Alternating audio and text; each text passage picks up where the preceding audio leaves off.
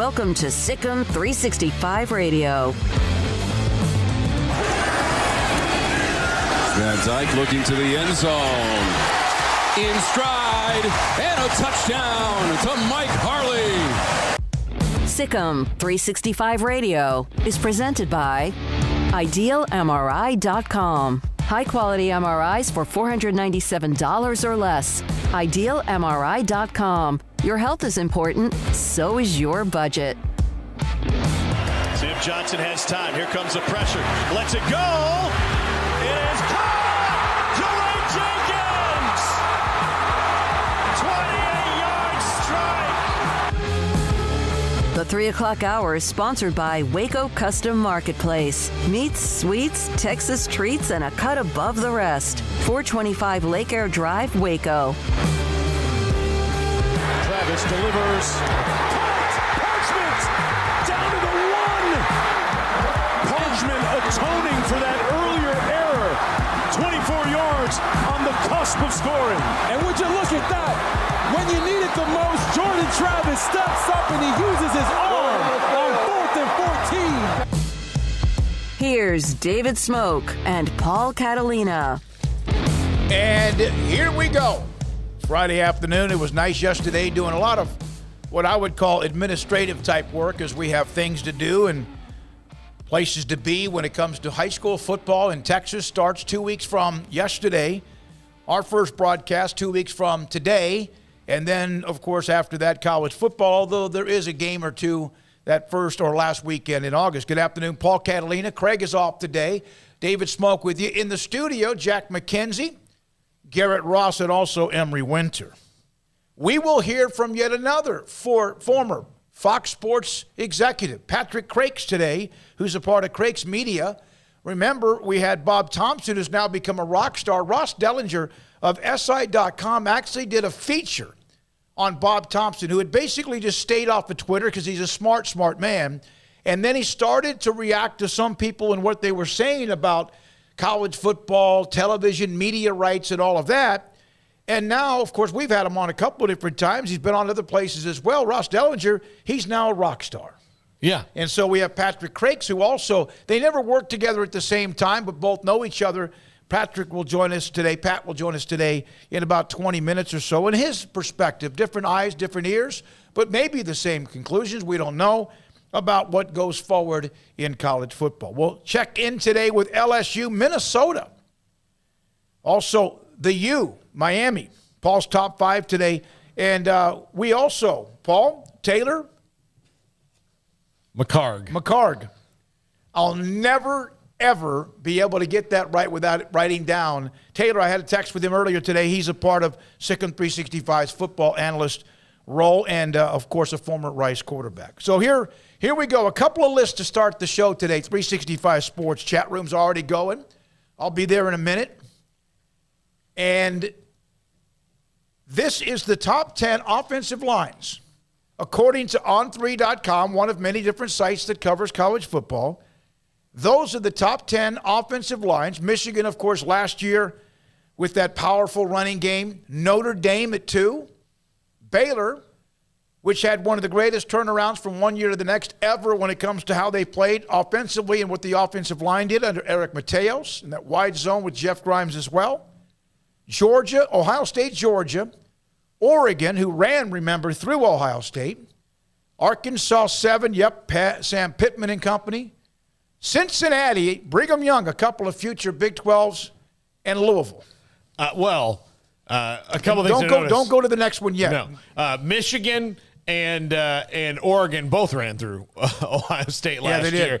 But for Baylor to go from not knowing who was going to be on that offensive line really to having the third ranked one on any list or being on a list at all is a testament to what Jeff Grimes and Eric Mateos did in just a season in developing that talent.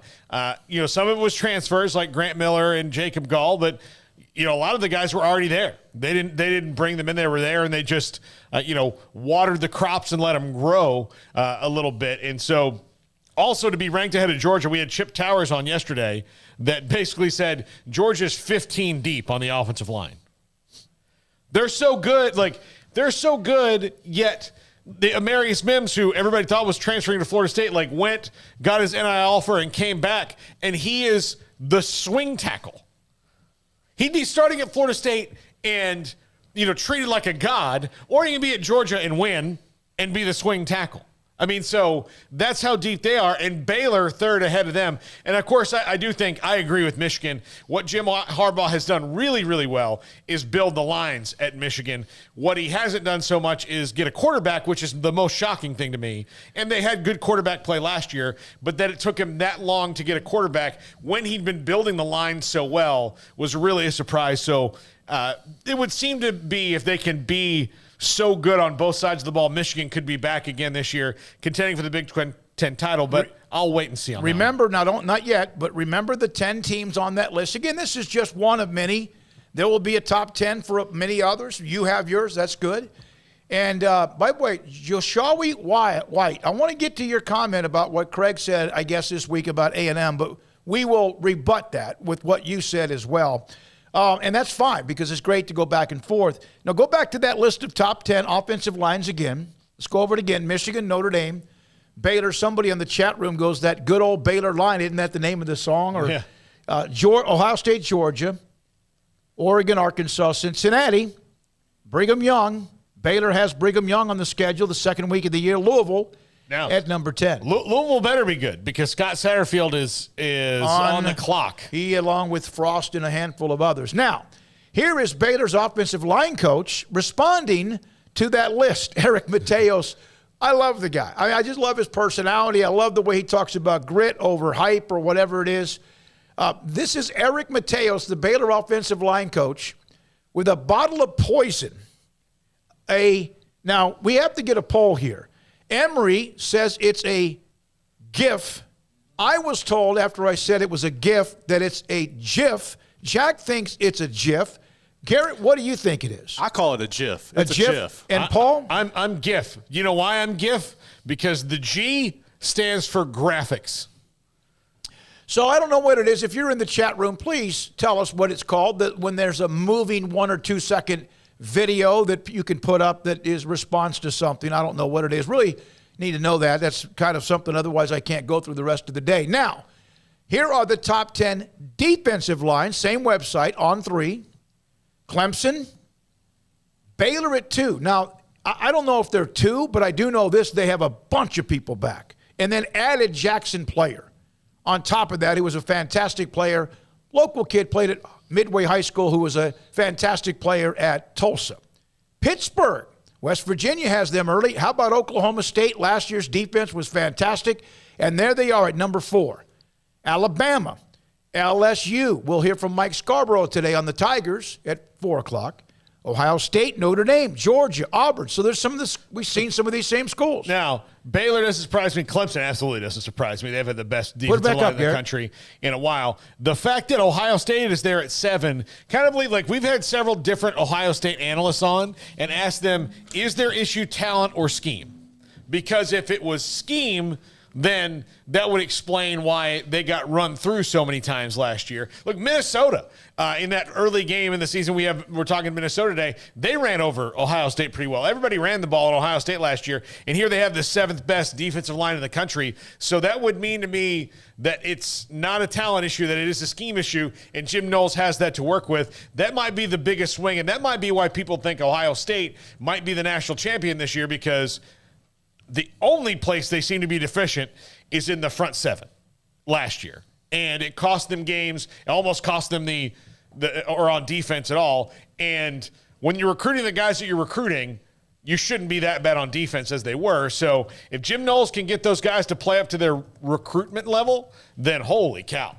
But, again, you have to wait and see. It's just 1 year. Clemson was on both lists. Baylor was on both lists. No, excuse me. Clemson was not on both lists. They were not on the offensive line list. They've got to earn their way back Baylor's on the list.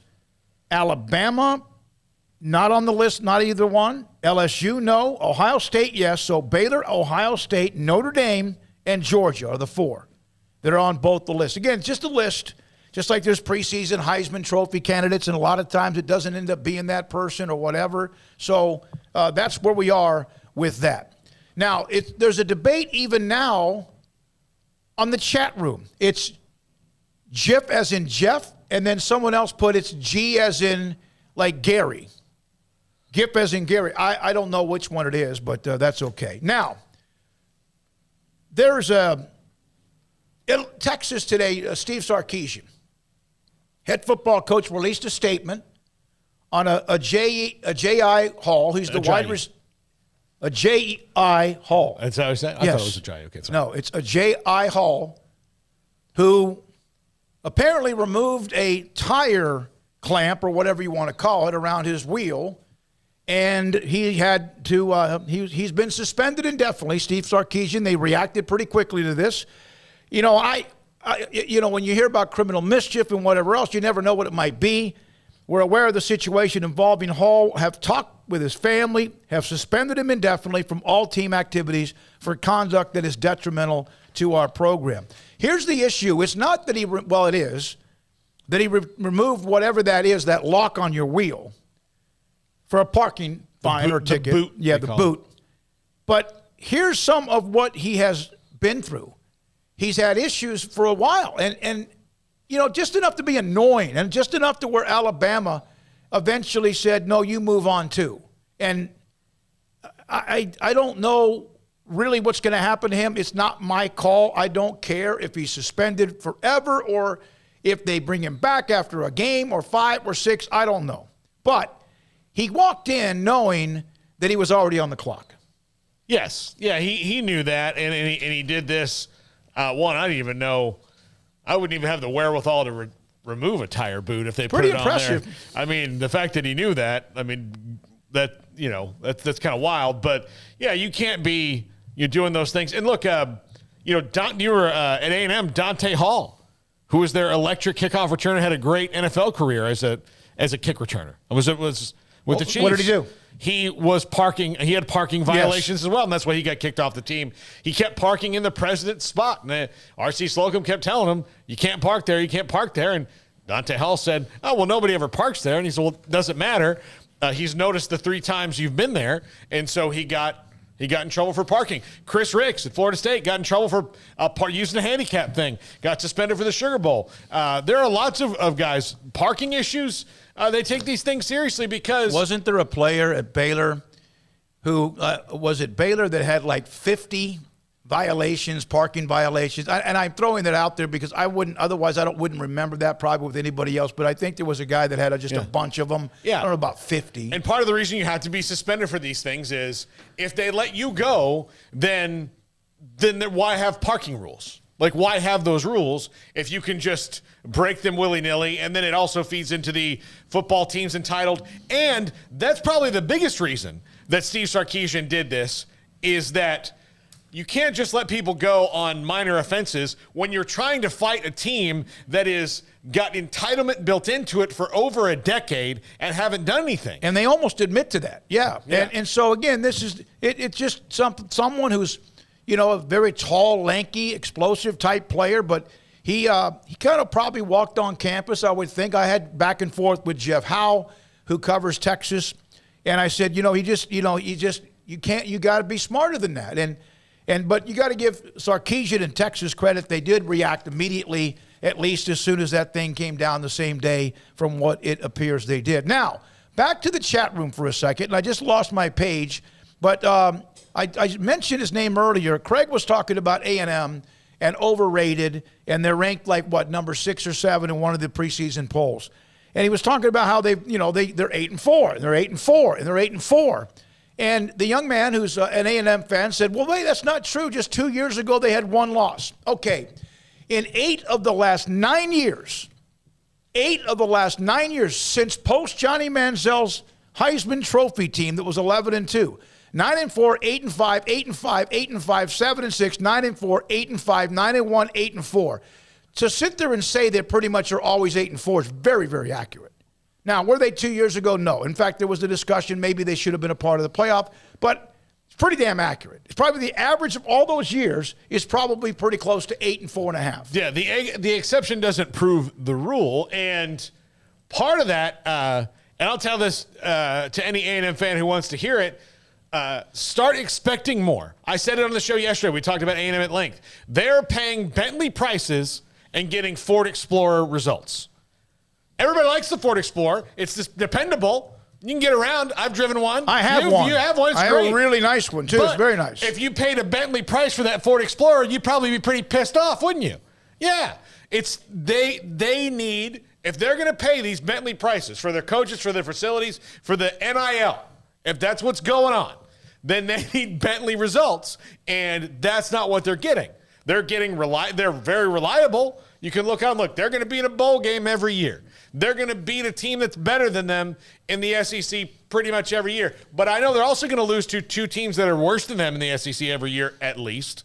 They're going to lose a game at the end that they shouldn't win, at least. I mean, they did that twice last year with Ole Miss and LSU, or Mississippi State and LSU. So Ole Miss was close, and that kind of got a hand. But the point is that they're always right in that 8-4 bubble. Yes. They'll win a game or two they maybe shouldn't, which is fine. A lot of teams do, but then they'll also poop themselves a couple of times against and kind of offset the nice win, for example, obviously the great win against Alabama. Rhino wrestling or reselling, kind of harsh to kick him off the team for removing a boot. He hasn't been kicked off the team. He's been suspended indefinitely. There's a difference. And it's not just removing the boot. It's just that he kind of has some things in which he just really is on thin ice, as Jeff Howe told me in a text just a few minutes ago. Well, I'll also say, what message does it send to the rest of the team that you can have parking violations and, just expect the university to make it go away because you're a football player? Steve Sarkisian is fighting against the current of players coming into the University of Texas. They hand them their gear, and they've got a lot of guys, and you can hear that in the coach last year, Bo Davis, who went off on the bus because it's like they came in, they handed them their gear, and then as soon as they put on that burnt orange, they thought that they were all Vince Young. Well, they're not. Vince Young earned that. Roy Miller earned that.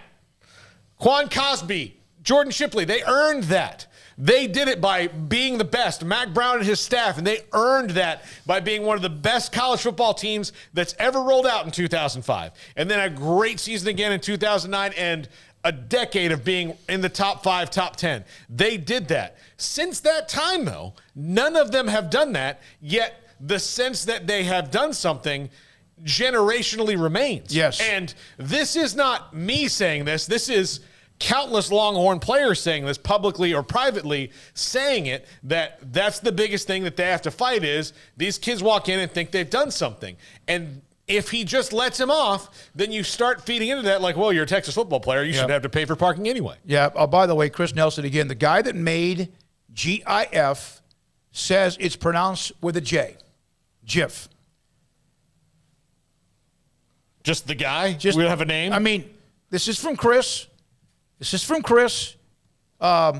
Like, again, Devil Frog, Jif as in peanut butter brand. Brian Etheridge, who is somebody that maybe pays us, right? Said it's Jif on the Eric Mateos deal. All right. I mean, Johnny Manziel had parking tickets. Caden Zorgo, I remember that. I do remember. I don't know how many. I just had a traffic violation a week ago. Well, that's not a shocker.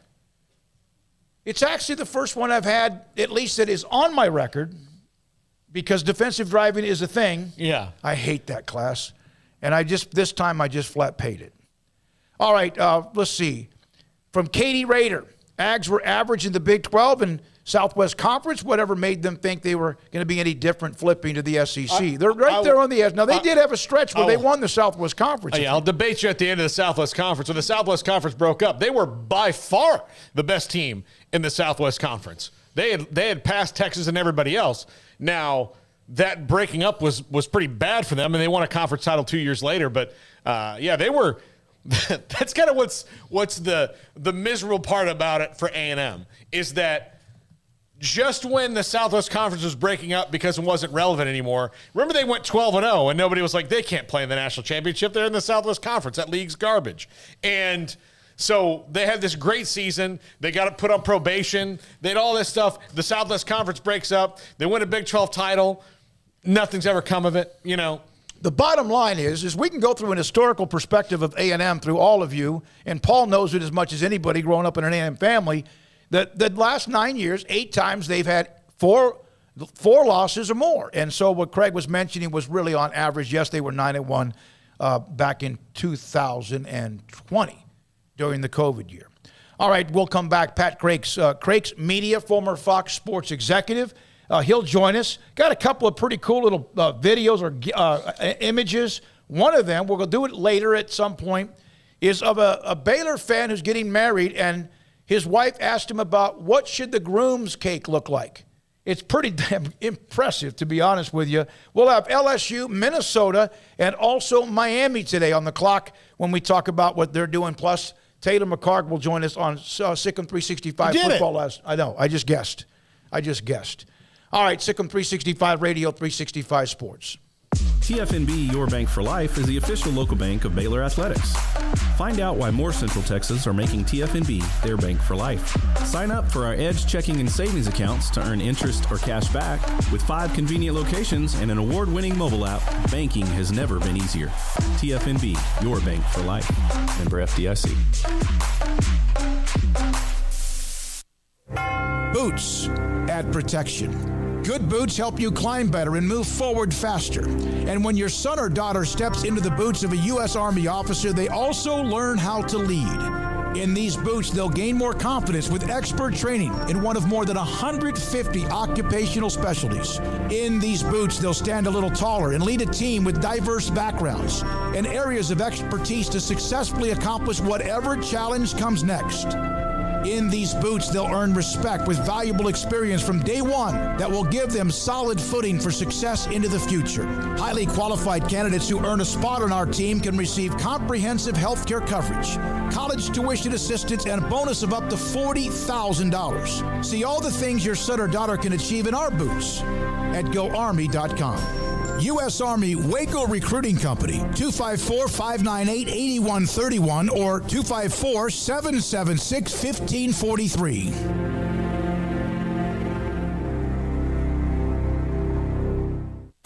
At Ideal MRI, we feel blessed to be part of the Waco community. We're a small family business here in Central Texas. At times like this, the cost of healthcare has never been more important. And unfortunately, significant illnesses and injuries still occur. And that's why Ideal MRI is open and here to serve you through this difficult time. So if you need an MRI, ask your doctor about Ideal MRI. You can schedule online in minutes at idealmri.com or call 833-IDEAL-MRI.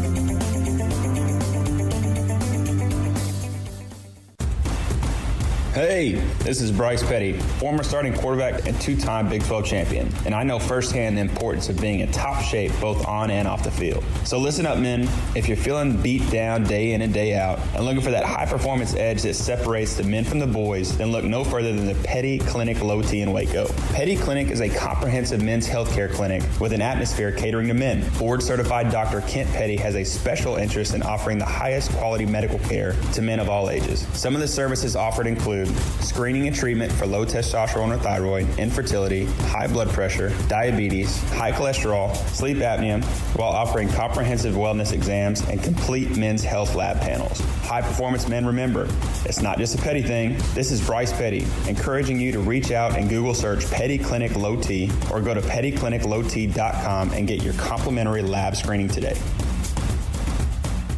Parenting is full of surprises. You never know what to expect. So after our son was born, I called my Texas Farm Bureau insurance agent to set up a life insurance policy in case something happened to me. Sawyer is now 2. And we'll soon have a sister. There's no one else I would trust with protecting my family. Stop by and see our agents at one of our 3 McLennan County locations. Coverage and discounts are subject to qualifications and policy terms and may vary by situation. This is Sikkim 365 Radio. Text us at 254-339-1122. The Sikkim 365 Radio text line is sponsored by Riverbend Liquor and Wine, with the most extensive variety of craft beer in Waco. A hidden gem on Lakeshore Drive and 19th Street. One of the neat things the last few weeks, with a lot of discussion about conferences, who's adding, who's not, and the TV media rights and deals and all that, is that, last week, Bob Thompson, former Fox Sports executive, was on this for 2 days, back-to-back days, gave us all sorts of insight And Pat Crakes does the same thing, former Fox Sports executive with Crakes Media and a consultant, and kind of they've been able to, like, when people respond or say something, or they have, at least in a lot of ways, such great experience that they can give us an idea of what really might be going on behind the scenes if, in fact, we ask him. And so that's why we invited Pat to come on the show. Pat, thanks for your time. So last time we had Bob Thompson on, and Sports Illustrated did a feature on him, so you'll be next to be your 15 minutes of fame. Well, that's very kind. If I got mentioned in the same breath with the great Bob Thompson, that would be tremendous. He's one of the architects, or one of the co-architects of the modern TV media infrastructure, and he's quite an executive, and it was good for me to get to know him when I was at Fox Sports, and it's just that's a great compliment. Thank you. So what do you think about all this going on? I know it's a big, huge bowl of whatever you want to grab onto, but obviously the Big Ten is on the verge of their announcement. The Pac-12 is trying to figure out what they do, and the Big 12 is watching very closely, as is everybody else. What are your thoughts about right now in college football with all of these media things going on? Well, I think, big picture, what we've seen is that Fox Sports, or Fox and ESPN, have kind of ended their cooperative duopoly of the last 10 years. And they've done what we call in our business series, they've consolidated, with Texas and Oklahoma joining the SEC, and now USC and UCLA joining the Big Ten. That project of being cooperative in that duopoly is kind of over. That doesn't change the fact that it's still a college football duopoly, but let's call it a non-cooperative duopoly, or a kind of, we're now self-contained, but we control so much of the college football inventory that it's still a duopoly. And what's interesting is the way Fox Sports is allocated out. It looks like, we're not completely sure, but it looks like the inventory, they've allocated a game to CBS, a game every week to NBC, or most weeks, and then something maybe for Peacock or streaming somewhere else, but I would probably bet it'd be Peacock. That doesn't create a third pillar of college football sports distribution. The NBC with a window of Big Ten becomes like a half a pillar, but it doesn't change the fact that Fox and ESPN are the dominant forces. And this is about this round of consolidation, and then it's looking out towards the college football playoff and its expansion, and Fox and ESPN are both set. So my friend who's Robert Seidman, who lives in Waco, who lives in El Paso, tweeted out, ESPN will be fine. We can say ESPN and Fox Sports will both be fine. Their duopoly stays intact, and you can expect them to exert that force in the college football negotiations to expand the playoffs. Is this good news for the Pac-12 and the Big 12 that ESPN has inventory and money available, or is that to be determined? I think that directionally it is good news. Those late windows, Pac-12 after dark week, that they actually embraced that, and that was good. Those are 7 p.m. local games at 10 o'clock. Those games have value to pay TV distributors. Make no doubt about it. Pay TV pays the bill. It'll pay 80% of the bills for this. It's not about advertising, though advertising's enormous. It's 20% of the economics, 25% of the economics. So those windows, that inventory that Pac-12 has value to pay TV distributors. They realize it today with both Fox and ESPN, and they will realize it tomorrow. And so that's something the Pac-12 still has, even though it's definitely impacted by the loss of the LA schools. They'll be able to play that card. ESPN has some holes to fill. And though I think they were always planning on getting less inventory from the Big Ten in this round, they have a negotiation with pay TV distributors. They're going to say, hey, what happened to your Big Ten? Well, they can say things like, we've added more Pac-12. We still have these late windows. That's how pay TV and they'll be able to credit themselves for F1 and other investments they've made to kind of not only keep themselves flat, but move themselves up and get an increase with the pay TV distributors. So I think it's directionally good news for the Pac-12. The question is, how will it really manifest itself? And what happens to the Big 12 as part of that. But I think it's directionally good news for the Pac-12. The Big 12 is another question. But for the Pac-12, I do think it's directionally good news. So there has been, we've discussed this before, Pat, on this show, that the good news right now, it appears, for the Pac-12 is maybe that their contract is up, because now there's this change with what Fox or ESPN what just happened with the Big Ten. And then again, it was thought to be kind of an albatross because it's right now, and it means they're on the clock. And the Big 12 has a couple of years, 2 or 3 years, to kind of sit back and watch. Is now, because of it being up for the Pac-12 as far as their timeline, has it all of a sudden turned to be a pretty good thing? Well, I don't know if you can. So it's not. Let's just. It's not a good thing because they lost USC and UCLA. Right. And that is not something they're going to recover from, in a sense. But is it a good thing that this has played out? On the overall on the landscape, yes. This is an opportunity for them. And look, I often liken content acquisitions on television or for channels to modern finance portfolio theory. You're putting different things in your portfolio. ESPN's portfolio just changed. Their needs just changed. The Pac-12 has some things that are unique. They have some really great competitive brands that play in the college football playoff. They have great tradition, and they have unique windows. And suddenly that becomes something that makes them more valuable, I would think, at least when you start to think about it as a strategist, to ESPN. So at the same time, Fox is allocating a lot of resources to the Big Ten. They may not need the Pac-12 anymore. And so this has emerged as something that could help the Pac-12. The landscape's unfolded that way because the nature of the portfolios have changed. And now Pac-12 has something that's useful to ESPN, and that's what drives value. And they have scarcity too, which drives value by those late windows. They're not going to put every game in that late window, but those late windows do have value with pay TV, and that's what matters. There was thought, at least back when Kevin Warren spoke at Big Ten Media Days, and of course there's been some gauntlets thrown either by him or even Kleofkoff, and Brett Yormark kind of made it clear that the Big 12 open for business. There was this number that was like thrown out there about the Big Ten, and that all of a sudden everybody, including USC and UCLA, were going to get $100 million a year in distribution. Bob actually sent us a text a couple of days, I think, ago and said, that's way too high. That doesn't mean they can't get there. Was that something that, Pat, you looked at that number being thrown around at $100 million each, and you're like, what? Well, look, the truth gets its, a lie gets itself, or deception gets itself halfway around the world before the truth gets its pants on. And I think that number is high. It doesn't mean it can't get there, but I think it's high. Now, the number is going to be different than what anybody else has. The only one that will be in the realm of it will be the SEC. And the SEC, when ESPN grabs that number one pick back, their value in Texas and Oklahoma come in, that's going to change some of the value of the SEC a little bit. But the truth of the matter is, the number, if it's 100 million, 80 million, whatever, it's just a paradigm shift kind of number.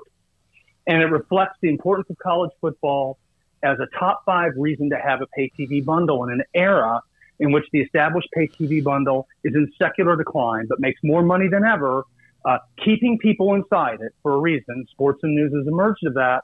Is better than the alternative of going to digital distribution, which on a cost accounting basis loses a ton of money and seems to be losing more money all the time. So they're going to get a lot of money. It seemed like a big number. Bob is, obviously Bob's correct. It's huge. But at the same time, it's kind of beside the point because the numbers are big enough to make the Big Ten and the SEC, both of them, they're different than everybody else. And no type of merger or alignment is going to change that in the next 5 years. So how do, beyond that 5 years, the other 3 conferences, or anybody, I guess, theoretically, go about making themselves better in the eyes of TV execs so they can close that gap?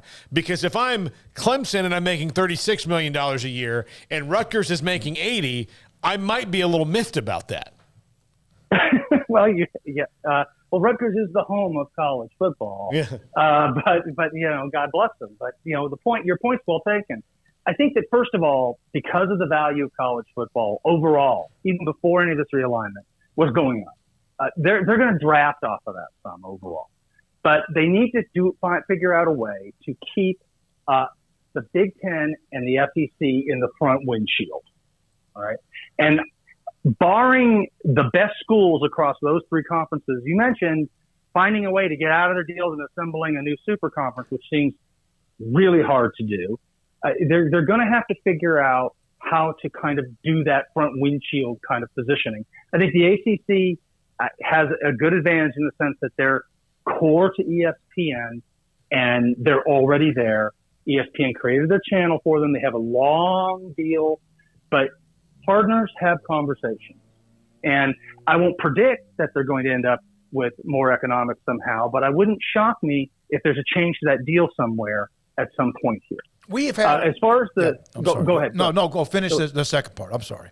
Yeah. The Pac-12 and the Big 12 are, they're all three going to be a part of a college football playoff. The question is, how much of a part are you going to be a part of that?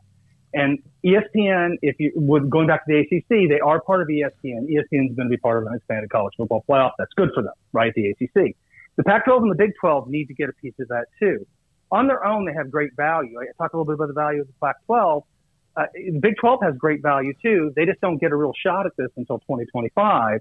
But Brett is a very, very smart guy.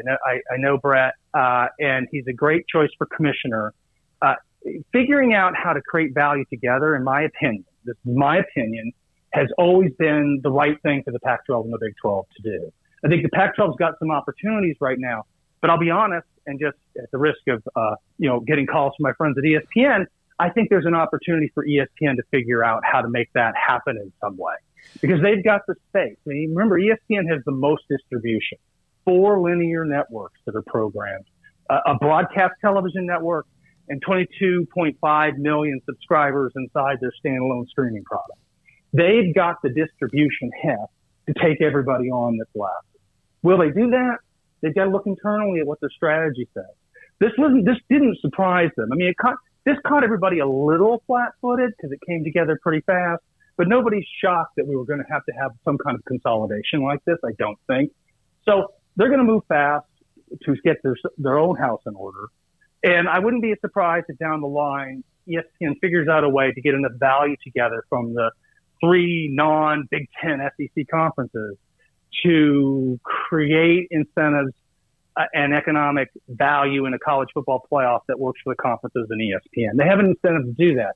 The interesting thing is that NBC is going to become like, if the two pillars are Fox and ESPN, NBC with Notre Dame and a window of Big Ten football becomes like a half a pillar, right? They're like a half a pillar. And I would say the ACC is a half a pillar, and the Big 12 probably is too. What roles there? And is there any interest in the Pac-12 or the Big 12 from CBS or NBC? It's hard for me to see it because you got to have places to put this stuff. CBS has a bit of a different distribution strategy, but things change fast. But overall, we're probably going to see a creation of some kind of matrix between these conferences that aren't the Big Ten and the SEC that create value that would be hard for us to draw up, not being intensely part of a company's planning process. We'll probably be a little surprised by some of it. I wouldn't doubt it. Pat, to also for CBS to add another conference, which they've only been doing the SEC, and if they keep doing their same thing, they'd only be doing the Big Ten.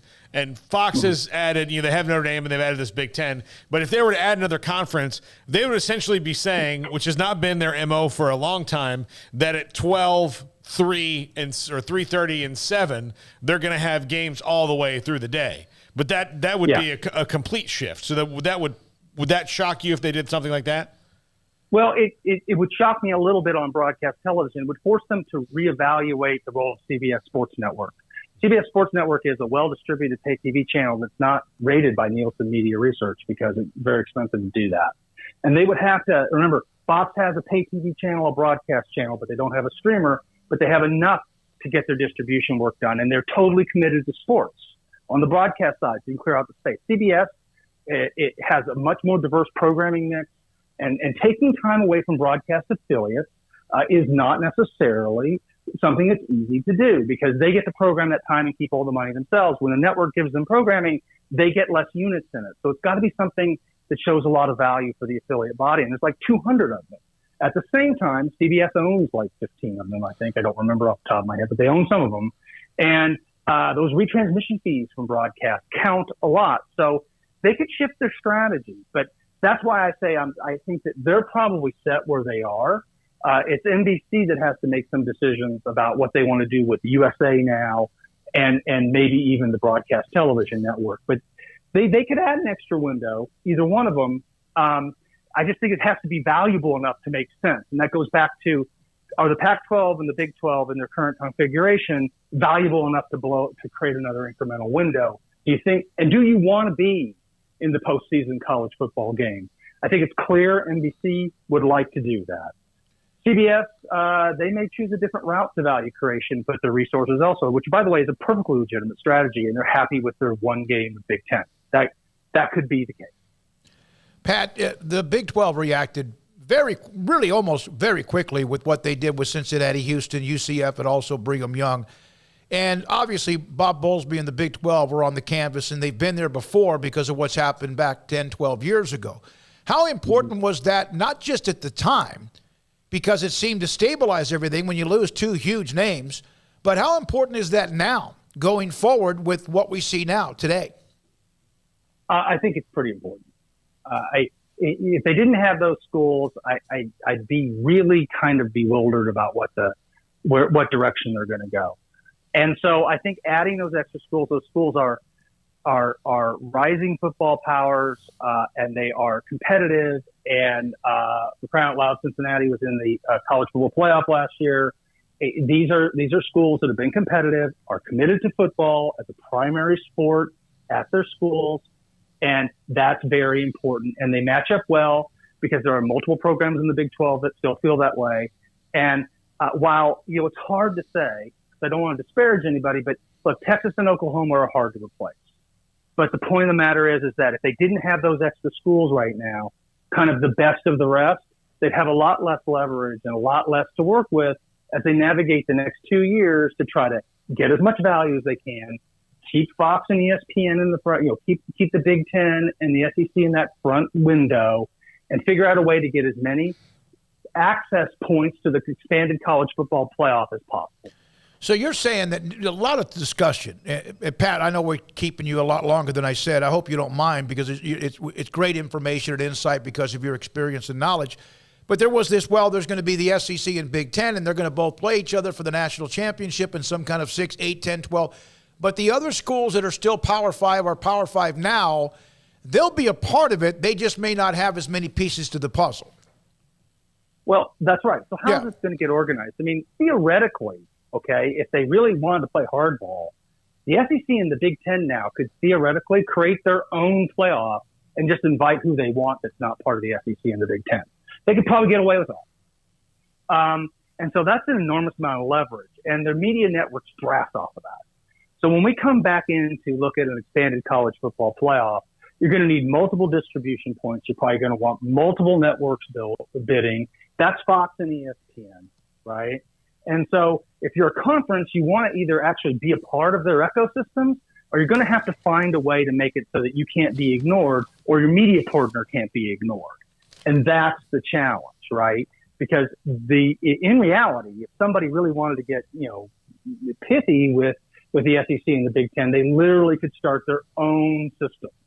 I don't think that's going to happen, but they could do it. They have the schools, the distribution, the economics, and then they just say, hey, Oregon, or hey, Houston, you're the number 6 team in the country. Here's an invite for you. Yeah. The Big 12, if they were able to, and we don't know if that's going to happen because of what the Pac-12 is trying to do to help stabilize what they are. There's thoughts about Oregon, Washington, Stanford, whatever else. But there does seem to be some pretty good smoke about what they might be able to do with what they call the four corner schools. But if the Big 12 added, let's say, 3 or 4 teams to who they are now from the Pac-12, does that give them any overall better value, or is that just adding teams to add teams?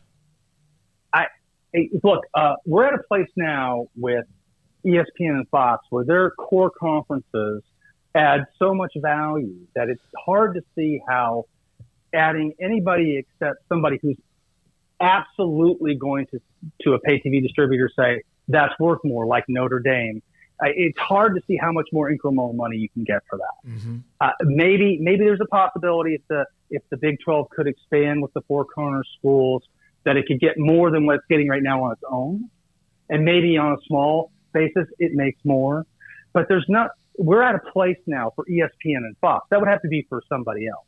ESPN and Fox, we're just, the Big Ten and the SEC, whoever gets added has to clearly bring incremental value to each school when they're done and their media partners. Right. It's hard to see how those 4 schools do it. Now, if you combine the whole thing together, maybe you've got something. But it's just those 4 corners. And I was born at the University of Arizona. My dad's an Arizona graduate. I love Arizona. But I hear a lot of that. I see it. Makes sense for geography and play. But pay TV economics, it doesn't, I think, move the number near enough to be strategic in any way. And if the Big Ten is going to be 75 million or whatever that number is going to be, 80, 85, 90, eventually 100, does Washington or Oregon or even Stanford bring enough to the table where that would stay the same if they were added or go bigger? Well, I think it depends on when you add it. I mean, sometimes one of the problems is you have to go, you acquire content or you improve your content, and you go have a conversation with pay TV distributors. And part of the art form of doing these negotiations is actually knowing really how much they can pay. And the truth of the matter is we've got examples where people have bid too much for stuff in the past 10 years. Mostly it's the local sports side, and then the channel ended up getting no distribution. Time Warner Cable's bid to the Dodgers is a great example where Time Warner Cable went bankrupt and Charter bought them because they overpriced what they gave the Dodgers. Dodgers have done well, but the channel is gone. The channel now belongs to a different company because they couldn't get distribution because the price they had to charge for the channel was so high. So, when you go to a pay TV distributor, you're looking to say, I've got a lot of value here. How do I increase the, you need to recognize it. It's hard to see how you can't do that without really specific pieces that grow the pie now because the numbers have gotten so big. So if you're one of if you're not the SEC and you're not the Big Ten, the challenge is how to assemble those pieces. And Oregon and Washington are great. I mean, those are elite college football teams, but the Big Ten's so loaded now. If you go right now with USC and UCLA, I don't know that you're not leaving money on the table if you don't add them later. What you do is you maybe go this time and go to the pay TV distributors. They're going to have to pay a lot more for college football to NBC if the deal's true, to CBS, to ESPN because the SEC is better, and Fox. You wait 3 or 4 years. The distributors pass on the price increases, and they digest it, and now you come back with more expansion. I would still think, even in 3 years, unless you were getting Notre Dame or you were getting Oregon and Washington and Stanford and Cal, because you get the whole Bay Area, even though it is the Bay Area, it still has value. I know people think it doesn't, but it does. And make it up, right? Whatever your expansion is, you get 5 or 6 teams. Maybe that has value, but it's getting to a place where it's tough, right? The value creation by adding teams to Big Ten and SEC, I think, has gotten a lot harder, and the bar's a lot higher. So the question is, if you're a college football commissioner, where do you add value? And the answer is, with people who you're going to have to find either amongst yourselves, or you're going to have to make some kind of case that I can't see to say that you have a lot of value to close the gap between the Big Ten and the SEC, who don't need to expand anymore. They really don't. Pat, Baylor, as you know, has had their ups and downs, but they have been elite in men's basketball, elite women's basketball, non-revenue sport, and their football team has been rebuilt 3 times in the last decade or 12 years. And they were last year ranked number 5, won the Sugar Bowl, won the Big 12. They don't have a big market. Waco's not a large market. It's close to Dallas, and they have great alumni in Dallas, Houston, and elsewhere. But they're not a big market. But they are a team and a school and athletic department that is incredibly successful right now. Does that bring any value whatsoever? Well, when you think about there in Waco, and Baylor has a lot of value. Look, Baylor and all the Texas schools command Texas. Texas is one of the football centers, one of 3-4 football centers in the United States. It's the second largest state. It has 4 or 5 major metropolitan areas in the top 20, 3 or 4 in the top 10. There's just a lot of reasons to like all the Texas schools, but in particular Baylor, and football program. The challenge is that already being realized by Texas's move to the SEC? right? So it's like you're not additive to the conversation, to the pay TV distributor, who's already going to get raked over the coals and then have to turn to their consumers and raise prices. So it's like, and Baylor, and you go, no, if you're the pay TV distributor, I just gave you a bunch for Texas. Baylor's great, thank you. So Baylor's biggest value creation opportunity is being part of something that Texas is not now. And that's where if they were to join something, make it up, I'm not predicting this, the ACC, well, that would be interesting, right? Because now you've got access to Texas, and the ACC didn't have access to Texas. Not that the ACC didn't have access to, but college football is a national sport. We make too much of these regions. But if Baylor's going to be a top 10 team every year, that Clemson, Baylor, Clemson, Florida State, because you got to imagine Florida State's going to come back. North Carolina, those things have value. So when you think about what creates value for Baylor, Baylor can have value, but may not be able to realize it in a place like the SEC. By the way, that's the point. Paul is a Florida State graduate, and he just passed out on the set when you said that. Pat, I imagine it every day. I mean, you all of a sudden became a daily guest. All right, I have a question for you, and you're gonna. I know a guy that knows you. I know somebody that knows you. Fun question for you. With your military background, when you were at Fox, weren't you involved in helping build out the Fox Sports NFL facility for the troops in the Middle East? And how many great stories came from that time? So first of all, that was a great initiative that the company did, building the Fox Sports lounges in Afghanistan and in Kuwait and in other places. I was a senior executive at Fox Sports, and obviously I was at a high level involved in a lot of different decision making, but the practical build out of that was not something I had a part of. Did I support it? Of course. But the point of the matter is that was done by a separate group of folks that we hired to build it out. And then a very good TV executive is getting his name in the papers all the time or in the news all the time. Larry Jones really took responsibility for that. Larry's one of the very senior executives at Fox Sports, has been there forever since its inception. I was there as well, but I was at the bottom. I was a research analyst. He started right away as an executive. And he took that under his wing and developed a lot of that. So I supported it, obviously. I was thrilled to see us do it. But it wasn't like I led that project. But there were like 10 to 15 of us that managed the company as the company got bigger and bigger and bigger and bigger. And I certainly was a part of supporting that and being enthusiastic about it. But it really was done at the highest level, I'll be honest with you, for the people that I worked for.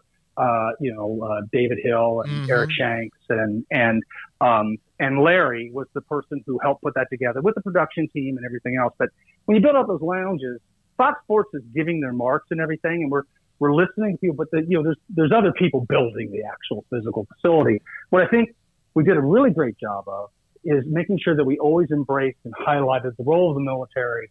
And I was a part of some of those, whether it was going to Pearl Harbor, or to do the pregame show, or whether doing a pregame show from an aircraft carrier in the Mediterranean, or from Afghanistan itself, which the pregame show went to, playing basketball games in the gym over on Pearl Harbor. Those types of things are fun for the service folks, and they really send a message that they matter and they enjoy that, because it is big time TV. It's big time media, it's showbiz, right? And it's exciting, and they get to be a part of that. And I think Fox continues to do that, and they do it extraordinarily well. You only have to look at last night's Field of Dreams presentation. Yep. I just don't say that because I spent 24 years there, right? It's because it's really true. They do care about this. So I didn't have any kind of real role in that aside from supporting it, but I will say that I'm very proud that we did that. And I was part of other things that we did on business side and some things like that. Your Twitter handle is Aquinas82nd. Where did that come from?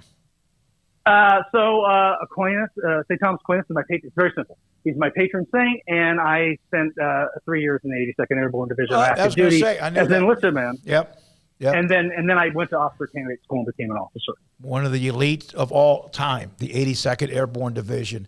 So Craig's Media, you do that. We mentioned Bob Thompson. He has his consulting firm as well. How much right now are people contacting you anymore now because of what's going on, or about the same? So it's a very small business. And people, people talk all the time. So I've been asked my opinion on things. I don't have any formal clients at the moment, but I know everybody. And I think Bob may or may not be in the same situation here. When you're talking about these very biggest deals, Fox Sports and ESPN have they have my staff that's still there to do a lot of this work. It's not like Larry Jones is going to get something out of me telling him, or Burke Magnus at ESPN is going to get something out of me saying. They understand that. That doesn't mean that people don't want my opinion on things. My clients are pretty diverse. A lot of them are on the investing side these days. They do a lot of work with private equity and things like that. So it's a very small business. Everybody talks to each other. We keep some secrets, keep a lot of secrets. But I don't have any formal consulting role in this. It doesn't mean that I haven't had one in the past or will have one in the future. It's just, consultants are expensive. You're right. And that's my dream job. Yeah, no. And by the way, when you're done, block my number. I'm telling you right now, block my number. I will be in touch with you. And it's the worst thing you ever did was give me your cell phone number. But I'm telling you, Pat, our chat room. And again, like I mentioned, Bob, because both of you have been in the middle of this. I mean, you have been where when there's heat and there's fire and there's things going on that are important and decisions and all of that at the table when these things are being done. And it's been I'm smarter because of the two conversations we've had. And both of you guys have been fantastic. Our chat room loves it. We appreciate you so much. And thank you for giving us more time than I ever asked for. Well, look, it's a pleasure to be on. I'm thrilled to have my name mentioned with Bob. I consider Bob a friend. He's one of the true geniuses in television and media, and I still to this day will follow his lead on that. But I appreciate that. Thank you very much. Pat, Craig's Media, and the chat room. You guys, thank you for the comments. It's just paying attention, right, and seeing who's talking about what, and then saying, "Hey, do you have time?" And, I want to get John Alrand on, and I want to get Andrew Marchand on, but they're not able to do that. We've had John on before. They're busy as hell, too.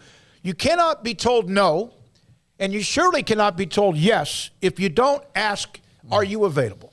And that's our theory. That's our policy. That's our mission statement, and it's landed us some really, really impressive conversations over the years. Yeah. I wish I had $1 for every unreturned text to somebody. Yeah. Because we ask a lot. I mean, there's, you do a show and you go out there and, look, sometimes if I want to get a Colorado analyst on the show, I'll send out, I have like a 2-hour window. Like I'll start at 8 o'clock. And if the guy doesn't say yes by 10, I'll send one out from 10 and then by noon. That way I'm not like, I don't get 3 responses back like, yeah, absolutely, I'll do it. And I'm like, I found somebody else. You got to be stubborn. Yeah. I mean, and I've even at times, and this is not about us because it's about Pat and Bob and what they brought to the table the last week or so. I get to a point, even if this is in sales, like with sponsorships, you reach out to somebody with an email. And I get email, and all of us get email, right? Most of it, sometimes there's spam, but there's some legitimate, hey, would you be interested in this? I have a website, a high school website. I get design questions all the time. And I always say, I'm not interested. I have somebody, or, just respond. And if someone doesn't, even if it's a coach when I'm looking for information, hey, I'm not going to stop asking until you finally just give me the, yeah. Like, you know what I mean? Mm-hmm. Or just tell me I'm not interested, and then we will go from there. All right, we're going to have Mike Scarborough on, LSU, Tiger Bait. They got the commitment earlier this week from the quarterback, and Garrett's all flustered and hot and bothered over that Tigers. one. Not flustered, hot and bothered. And then a few other things as well. Also today, Minnesota. Also today, the U.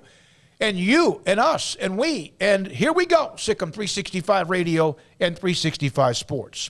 So today I went out. I usually do this because I have a long run that I am on Friday mornings. It's kind of the way to wrap up trying to stay fit and in shape and keep my weight where it needs to be and just be healthier.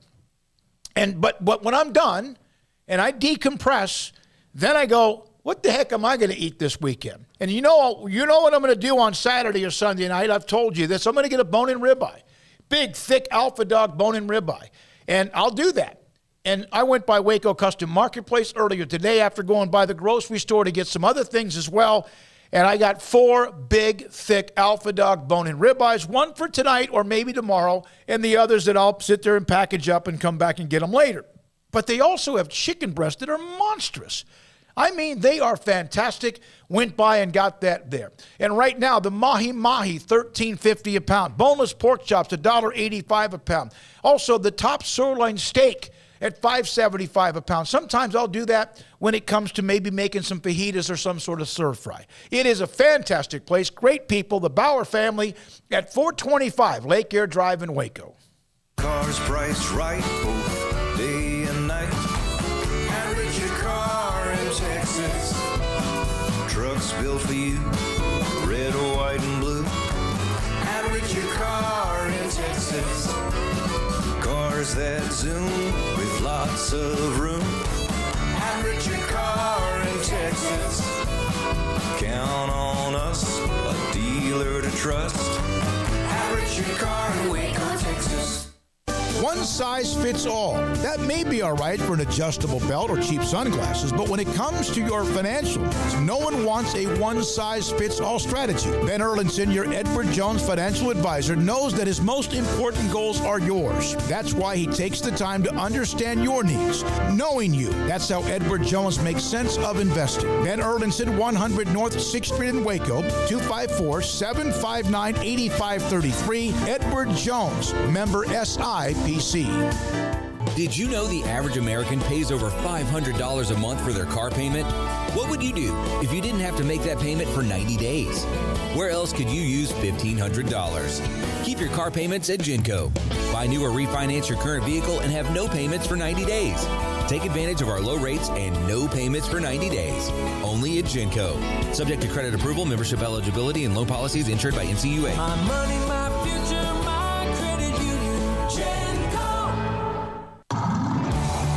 It's summertime. There's picnics, reunions, cookouts, and so much to do. And Waco Custom Marketplace on Lake Air Drive in Waco is your home for the butcher shop that can help you with beef, pork, poultry, and seafood.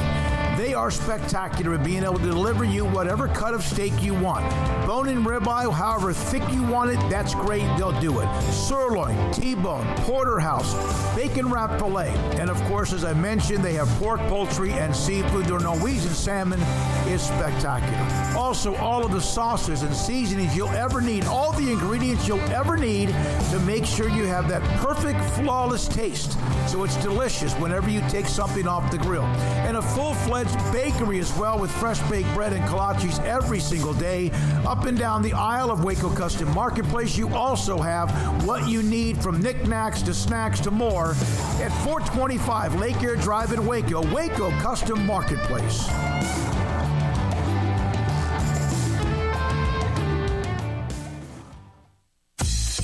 Baylor Scott and White, Southwest Sports Medicine and Orthopedics, the team physicians for Baylor Athletics, diagnosing and treating all sports-related injuries, including concussions. These specialists also provide orthopedic services for athletes and non-athletes alike, whether it's knee or shoulder pain, hand or wrist injury, orthopedic spine care, and even an arthritis and total joint clinic. Trust the doctors Baylor Athletics trusts. Baylor Scott and White, Southwest Sports Medicine and Orthopedics wants to get you back in the game. Let Camille Johnson Realtors guide you seamlessly through the process of buying your dream home or selling your current one. Commercial, farm and ranch, or residential, Camille Johnson Realtors can smoothly and successfully lead you through any transaction. With a team of 28 experienced agents who are excited about serving you, Camille Johnson Realtors services the entire greater Waco area. If you're in the market to buy or sell, contact Camille Johnson Realtors, 104 Midway Center in Woodway, or find them online at www.camillejohnson.com. Camille Johnson Realtors, elegant, charming, warm. Welcome home. Welcome back to Sikkim 365 Radio. Have you subscribed to our YouTube channel? Search 365 Sports on YouTube. Brought to you by TFNB, your bank for life. Mike Scarborough knows LSU Tiger Bait with us, Sikkim 365 Radio and 365 Sports. Okay, I have the stopwatch on. When do you have to leave? I'm good. Plans change as long as you need me. Well, they changed okay, though, right? This isn't bad news. No, good news. Okay, good news. Okay, good. Yeah. All right, so LSU flipped a quarterback that was committed, I think, to Purdue, Collins. What did that mean for the class they're in right now? I think it's Ricky Collins afforded himself very well at the Elite 11. One of the most accurate throwers there. right here in Baton Rouge. In fact, I can walk to his school from where I'm talking to you from right now. And I think he's got loads of potential. A lot of people will ding him a little bit for his long throwing motion, but he's a heck of an athlete. He's been the best baseball player, basketball player, and football player at a 5A school in one of the toughest football districts in the South in 5A and since the 9th grade. So you're talking about 6'2.5", about 195 pounds, and I think they're getting a very good one. And there was a lot of other schools that were trying to get on him late as the quarterback started to drop, and LSU's happy to have him. Okay, so he might be the quarterback later, but who's going to be the quarterback now? I tell you what, I could sit here and say today that I think it's Jaden Daniels. I can make a case tomorrow that it's Garrett Nussmeier. I'm not willing to make the case that it's Miles Brennan, but I'm starting to lean towards Jaden Daniels. But I think that the odds of us seeing two quarterbacks play against Florida State in the open are reasonably high.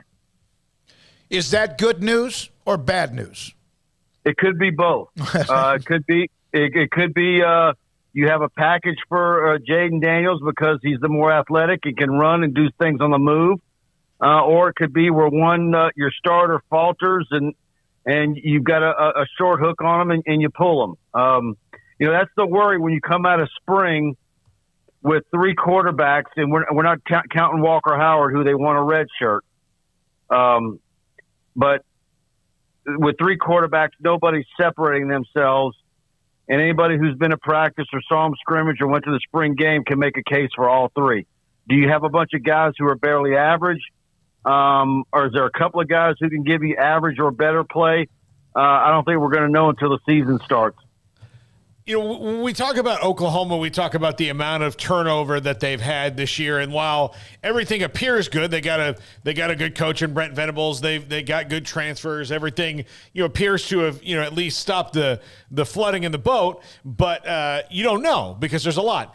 Does LSU feel that same way to you? Like, even though Brian Kelly is clearly an excellent coach, he's organized a lot of things there that haven't been done in a while, but there's so much turnover. Do you have just kind of no idea how this is all going to go early on? I just think from what we've seen in spring and so far in fall camp, the organization and then the efficiency, which they do everything that they do on a daily basis. Now approaching 20 commitments for the class of 23. And one of the top 10 recruiting classes in the country already. And knowing what they've got working for 24, I like his staff from top to bottom. I think the trend is extremely high for Brian Kelly and his staff right now. And now with this new rule where you're not bound to 25, they already had a very good portal class on top of holding together Orgeron's class and building a bit on it. But now where they can go and get to the 85 and sign maybe somewhere around 35 or 36 kids, and that being a mixture of high school and portal, I think LSU can get real healthy in a hurry. So, but then the debate becomes, you pencil in Alabama as number one in the West, and I think 2 through 6. I think you're tossing balls up in the air because everybody else has issues. And so, I think there's going to be a lot of SEC schools, including LSU, at the end of the year. They're going to say, you know what? I think 8-4 is probably the sweet spot, but I can see people predicting 7-5. But I think either way, if you're at 7-5 or 8-4, where you could be saying something like, they lost 3 games by a combined 11 or 12 points or something like that. The difference is all the other teams that are similar to LSU where they've got multiple spots where you're questioning their talent, LSU goes to those places on the road. They go to Florida, who's got issues. They go to Auburn, who's got issues. You can talk about Texas A&M and their defensive line. So I think that's where the thing comes in. Tennessee comes to Tiger Stadium. The Vol fans are as nutty as A&M when thinking that there's something that they're not. So we'll see how it all plays out. So they had the once-in-a-lifetime team. They won the national championship with Burrow and Chase and all that. Aranda, of course, defensive coordinator. And then everything, guys went left and right. Orgeron's gone, and next year was a nightmare. How much all in are LSU fans with the change, and is everybody happy where they are right now? Oh, everybody's happy, but, how quick can that change? In a heartbeat with a loss. And if they get past Florida State, they don't go on the road again until October. They don't go, and if you want to call the Superdome a road game. So, if they can, get undefeated, be undefeated coming out of September, I think the stage gets set very well. They get some momentum. That offensive line comes together. I think combined with what the draft did to that national championship team, then COVID, then portal, some kids in the program that were cancerous. I think this program can be on its way in a hurry. There are some very, very good football players. There's some real parallels between what Brian Kelly has inherited and what Nick Saban inherited from Jerry DiNardo in 2000. You look at what Saban inherited from DiNardo. There was a ton of NFL players that DiNardo left him. And so I wonder at the end of the year, we're not looking at that and saying some things are very similar because while the numbers are down, LSU's in the mid-70s right now. I think 75 scholarship players. And there's going to be some more kids that you're probably going to see hit the portal. There's still some very, very good talent there. They just got to stay healthy because what I was getting at is the karma for injuries. There's another component that you saw in the last two disastrous seasons was LSU was just beset by injuries. We've never seen anything like it.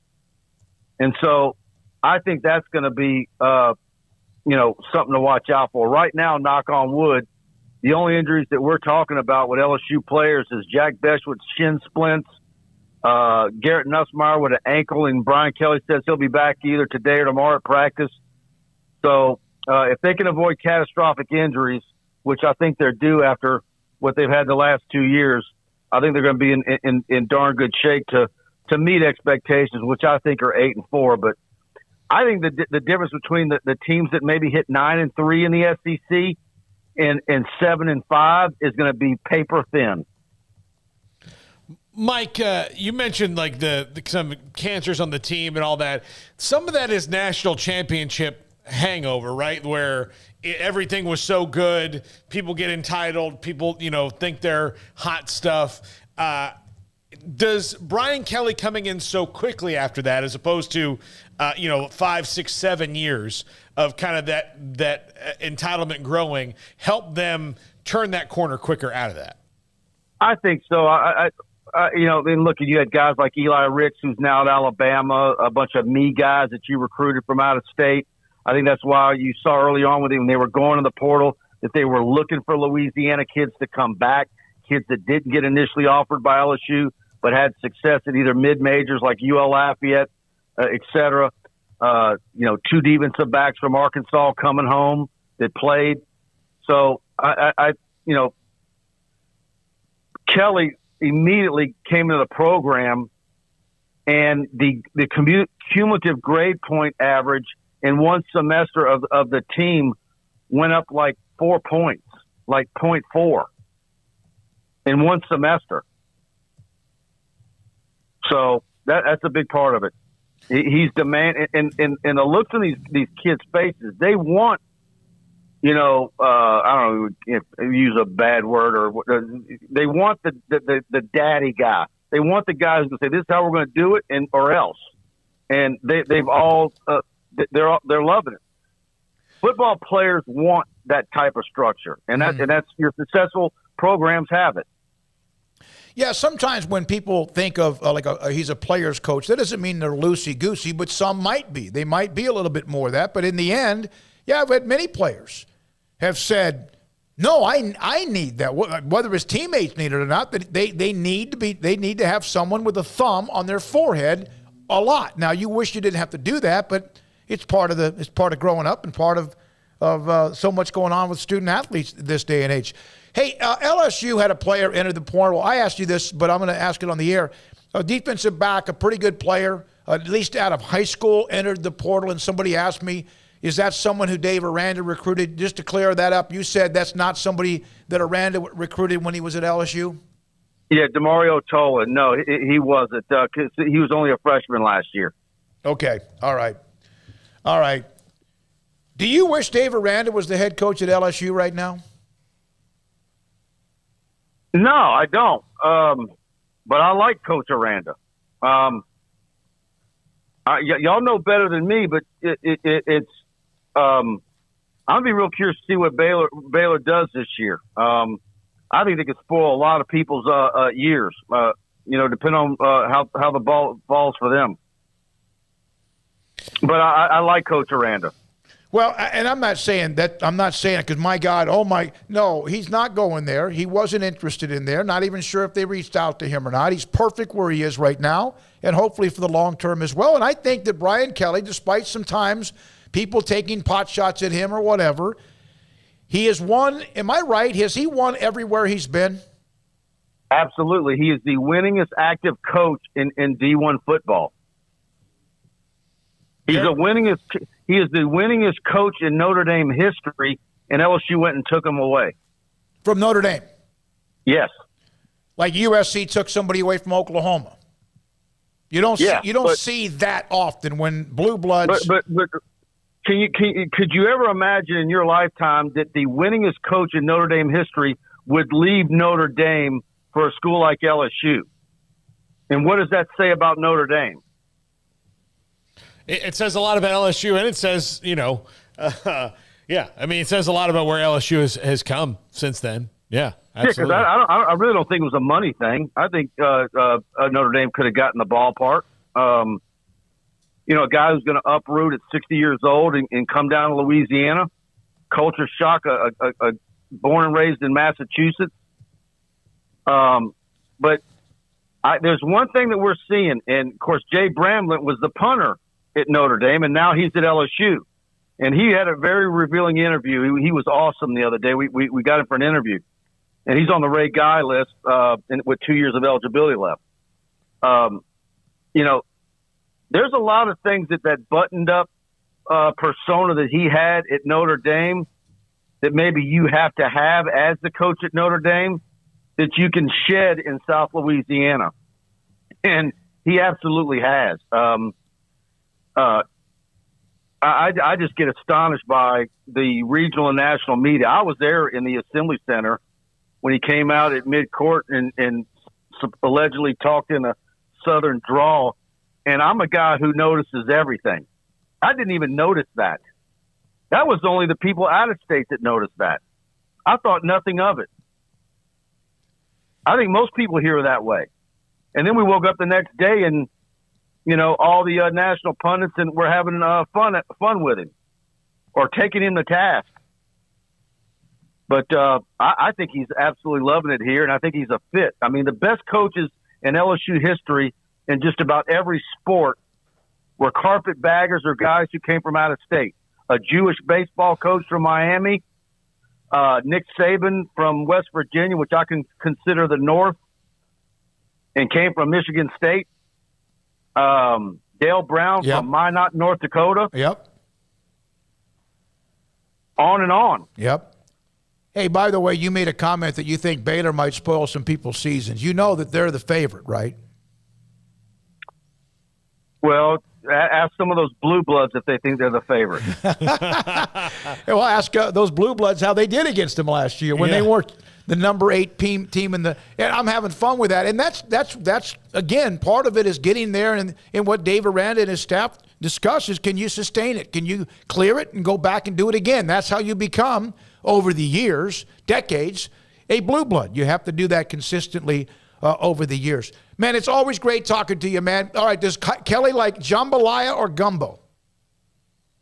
He said his favorite so far is crawfish etouffee and char-grilled oysters. Oh, God. Well, there you go. Well, Paul, So what's the name? What's the hotel? Dragos. Dragos, yeah. Yeah. So Bramblett comes. We asked him what's the difference between Notre Dame, and he basically flat out said the food in South Bend sucks. So every one of these guys comes down Louisiana, and the food just wipes them out. Yeah.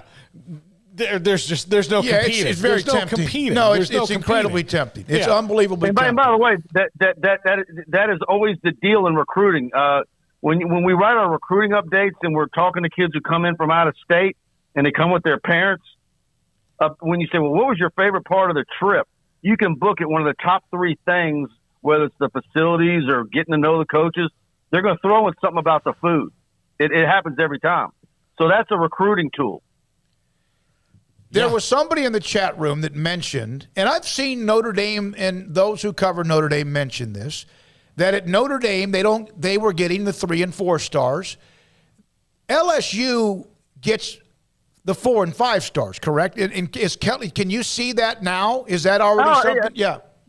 Absolutely. So while we're sitting here saying this LSU roster is not what you typically expect from an LSU roster, and the DB, when we talk about what are the weak links, defensive back, of course, LSU's DBU, the defensive back spot is the main focus.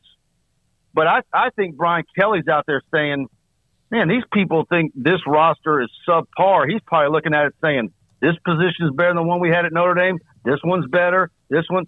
But the difference between what you have and what your SEC West counterparts have and what you need to get to Atlanta the first week in December and what you need to go to premier bowl games or be a contender for the playoffs is the difference makers. Because everybody in the West has 4 stars and 3 or 4 or 5 stars in every class. So, that's how it rolls. And so there's no Derek Stingley, there's no Patrick Peterson, there's no Tyrann Mathieu or Morris Claiborne, and on in that secondary. And so I think that's where the difference is.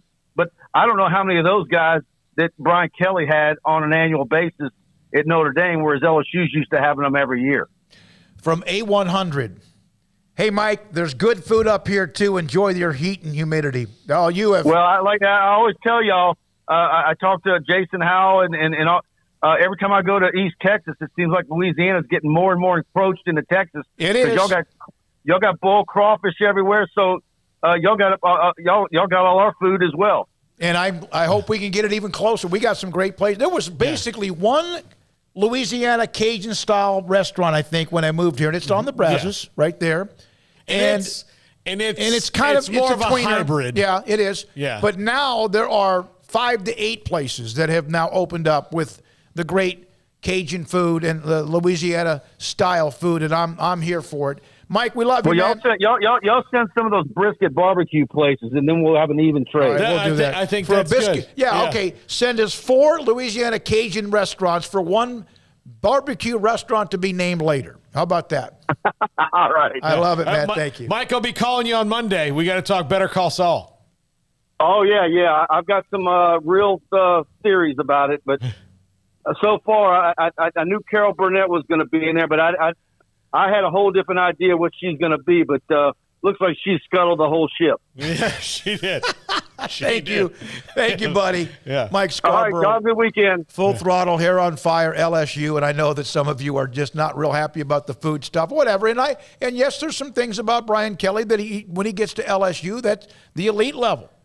He has to be at the elite level. He can win at Cincinnati. He can win at Notre Dame. He got to be where he wins the big. And I'm not. He is very successful, but Garrett, is that one thing that is missing? Are some of the elite wins? Yeah, I believe so. And I'm also a little concerned about the running backs. I mean, Mike talked about it there, DBU, LSU, but traditionally the running back position has been solid as well. And last year I think was the first time that I can remember in probably about a decade that they didn't have a running back even eclipse 1,000 yards. So to me, I need to see more out of the ground game. Obviously, Joe Burrow changed the game with opening things up, but to me, when I think LSU football, I think of a solid rushing attack to kind of alleviate the pressure and open up some of that passing game. But I'm interested to see what Brian Kelly can do and the talent disparity there between what he will have at LSU and what he did have at Notre Dame is something to really keep in mind and something that really intrigues me. All right. Thank you very much to Mike Scarborough for being a part of the show. Paul, he didn't mention Florida State. You didn't predict anything for them. Well, look, Taylor. I love and hate that their first game is against, or it's their second game, actually. It's against LSU. They play Duquesne in week 0, and then they take a week off to warm up for Notre Dame. I love saying Duquesne. Yeah. I love the way it's spelled. I love saying Duquesne. All right, when we come back, we're going to hear from Taylor McCarg and his thoughts. Baylor, of course, and everyone else going through their workouts, college football. He has games he's going to be doing.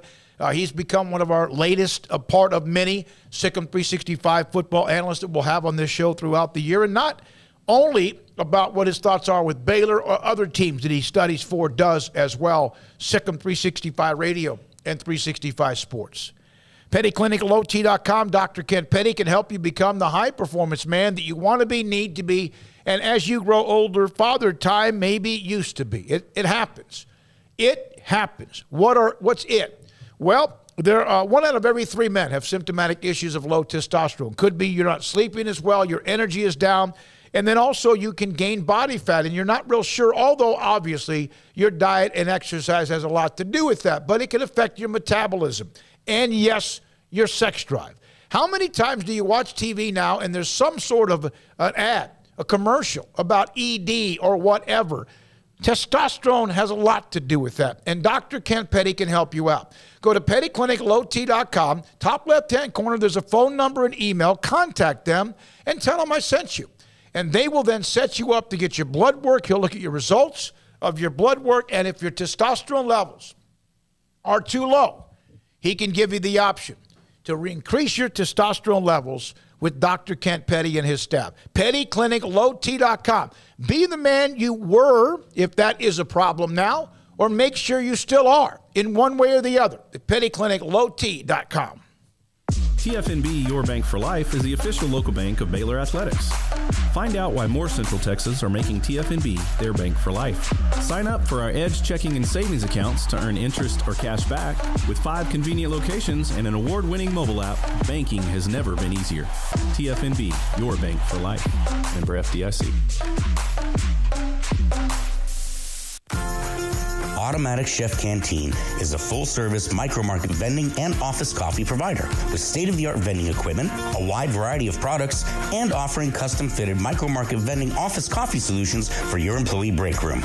You want a full break room solution and a workplace oasis? Well, Automatic Chef Canteen, locally owned and operated for over 50 years in Central Texas, also includes in-house mechanics on call 24/7 for fast, reliable service and maintenance. Automatic Chef Canteen, 6900 Imperial Drive in Waco, or online at automaticchefcanteen.com.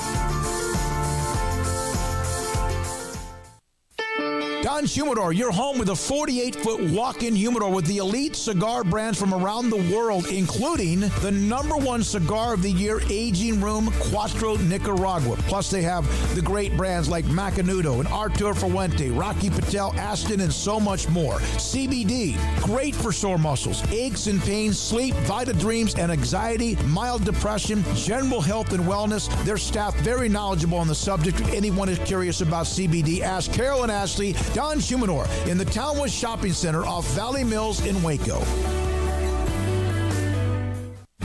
Shorty's Pizza Shack at 12th and Bagby is a homegrown, family-owned and operated must-visit pizza place in Waco. Fantastic pizza by the slice or get the whole pie to share. Great happy hour specials every single day, and it's not just pizza. Great wings. You have to try the Sikkim sauce, chili cheese fries, pizza pillows, and more. Dine in for a great hangout or carry-out. Order online at shortyspizzashack.com or do yourself a favor and bring your crew to the restaurant at 12th and Bagby. Shorty's Pizza Shack. Tell them Paul sent you by.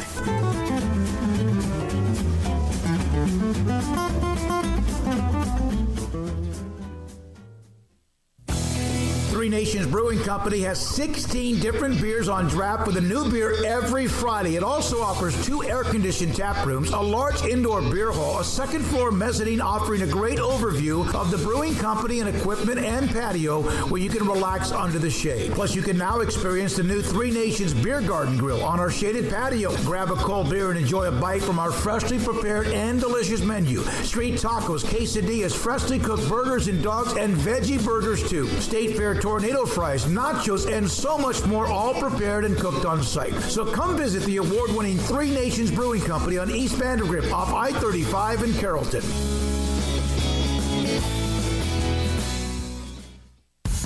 Texas Farm Bureau Insurance has protected fellow Texans with auto, home, health, and life insurance since 1952. With more than 260,000 square miles of land and 27 million people, that's a lot to cover. Whether you're wrangling cattle or wrangling kids, we're proud to protect Texans in all Texan ways of life. Stop by and see our agents at one of our 3 McLennan County locations.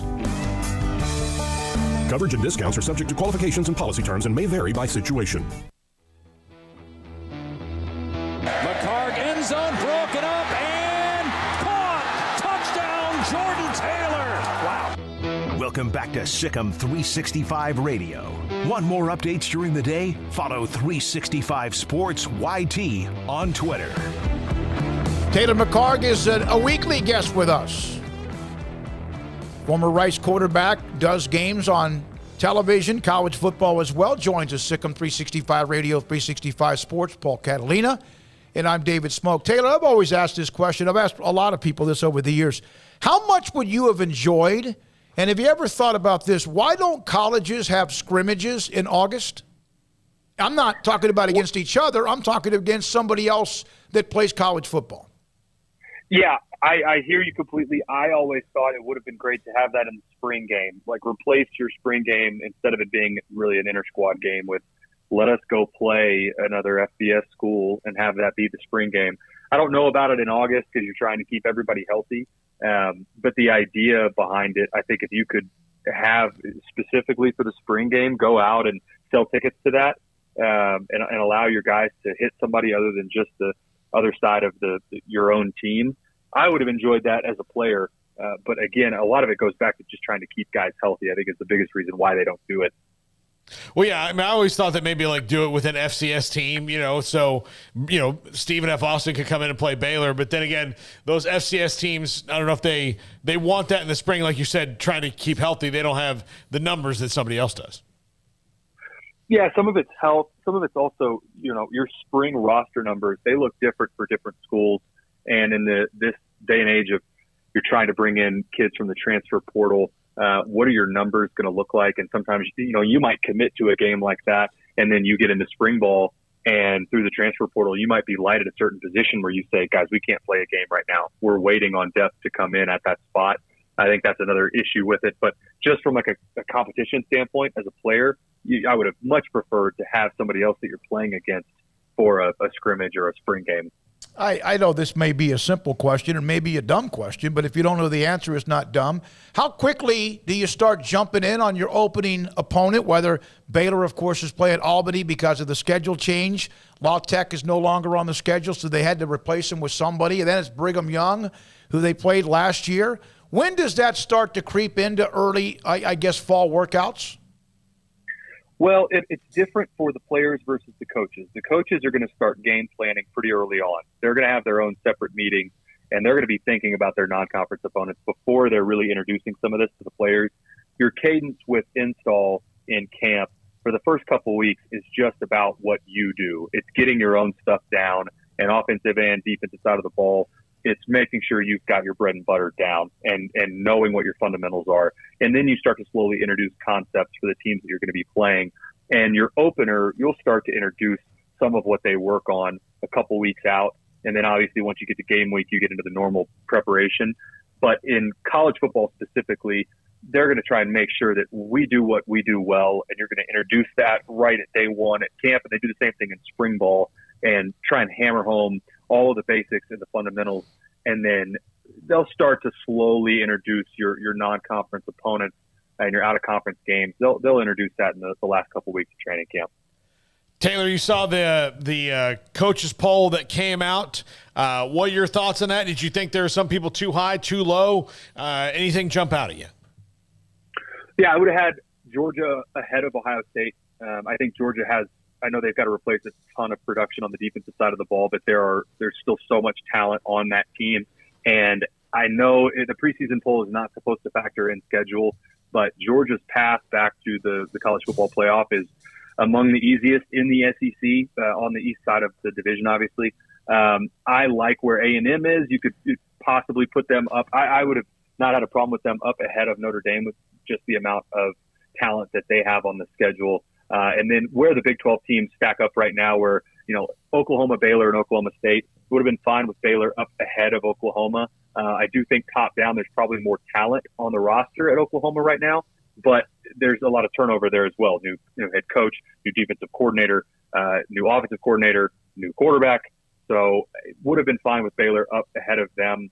And then like everybody else, I thought it was hilarious that Texas get the number one vote from somebody out there. We still don't know exactly who it was, but I think if it was designed to create humor, it accomplished its goal. Would you have had them in the top 25? I would have had Texas in the top 25. I would have had them a little bit lower. I would have had them closer to where Ole Miss and Arkansas are ranked right now. We talked about this last week. Texas is the most interesting team in college football to me this year because they could be 6-6 this year, and we look and say, look, Sark may be on the hot seat, or they could legitimately lose to Alabama and then go win the Big 12. I think they've got that level of talent, but the disparity between what their floor is versus what their ceiling is probably the greatest in all of the Big 12. And they're so interesting. And how many years have we done this in a row, right, where Texas gets put in the top 25 in the preseason, and then you look up at the end of the year and they're trying to eke out a bowl game. So it'll be interesting to see what happens. Obviously, I think that game against Alabama will be a good measuring stick to figure out where exactly they stand. Yeah, they are, and they have incredible weapons. And the deal is that you just don't know. There's always been something missing, whatever people have talked about, culture, whatever it's entitlement, or maybe it's just they've been overrated, and that appears to be the case as well. How do you know if you have a great locker room? Well, I always thought our 2013 team, the one that won 10 games, won Conference USA, it was a self-policed locker room, and I think that is a lot of times the ones, those are your teams that when the coaches aren't having to step in and hold people accountable, those are usually your best teams. Honestly saw a lot of that in Baylor last year. That felt like a team that in practice, things aren't going well. You're going to have your seniors and your captains and your leaders. They're going to be the ones to call people out and try and right the ship on a practice and get momentum going back in the right direction. You're having trouble in training camp. You may be set up for a poor season when people really aren't upset with a poor practice, or they're just kind of counting the reps and buying the time and waiting to get through a practice and move on to the next day. That's when you look up and say, hey, look, we're not competing. And as long as you're competing day in and day out, no matter what it is, that's when you feel like you've got a good squad. How hard is it to build that in this world of college football? I mean, just anywhere, with the fact that from the time you're recruited to the time you get on campus, before you've even taken a snap, people are already, writing your legacy about how many national championships you're going to help their team win. Well, I think in the day and age of the transfer portal, it is difficult because a lot of kids now, the school that they land at, it's really look, this might just be a temporary fit for me. And culture takes time to build a lot of, and Joe Burrow at LSU is one of the rare cases where he stepped in, wasn't there for a real long time, but it felt really seamless where he got on campus and it was clear he was the leader and was a shot in the arm for them from a culture standpoint. But a lot of times it takes 2 or 3 years to have guys play in the same systems, get to know one another, be good teammates.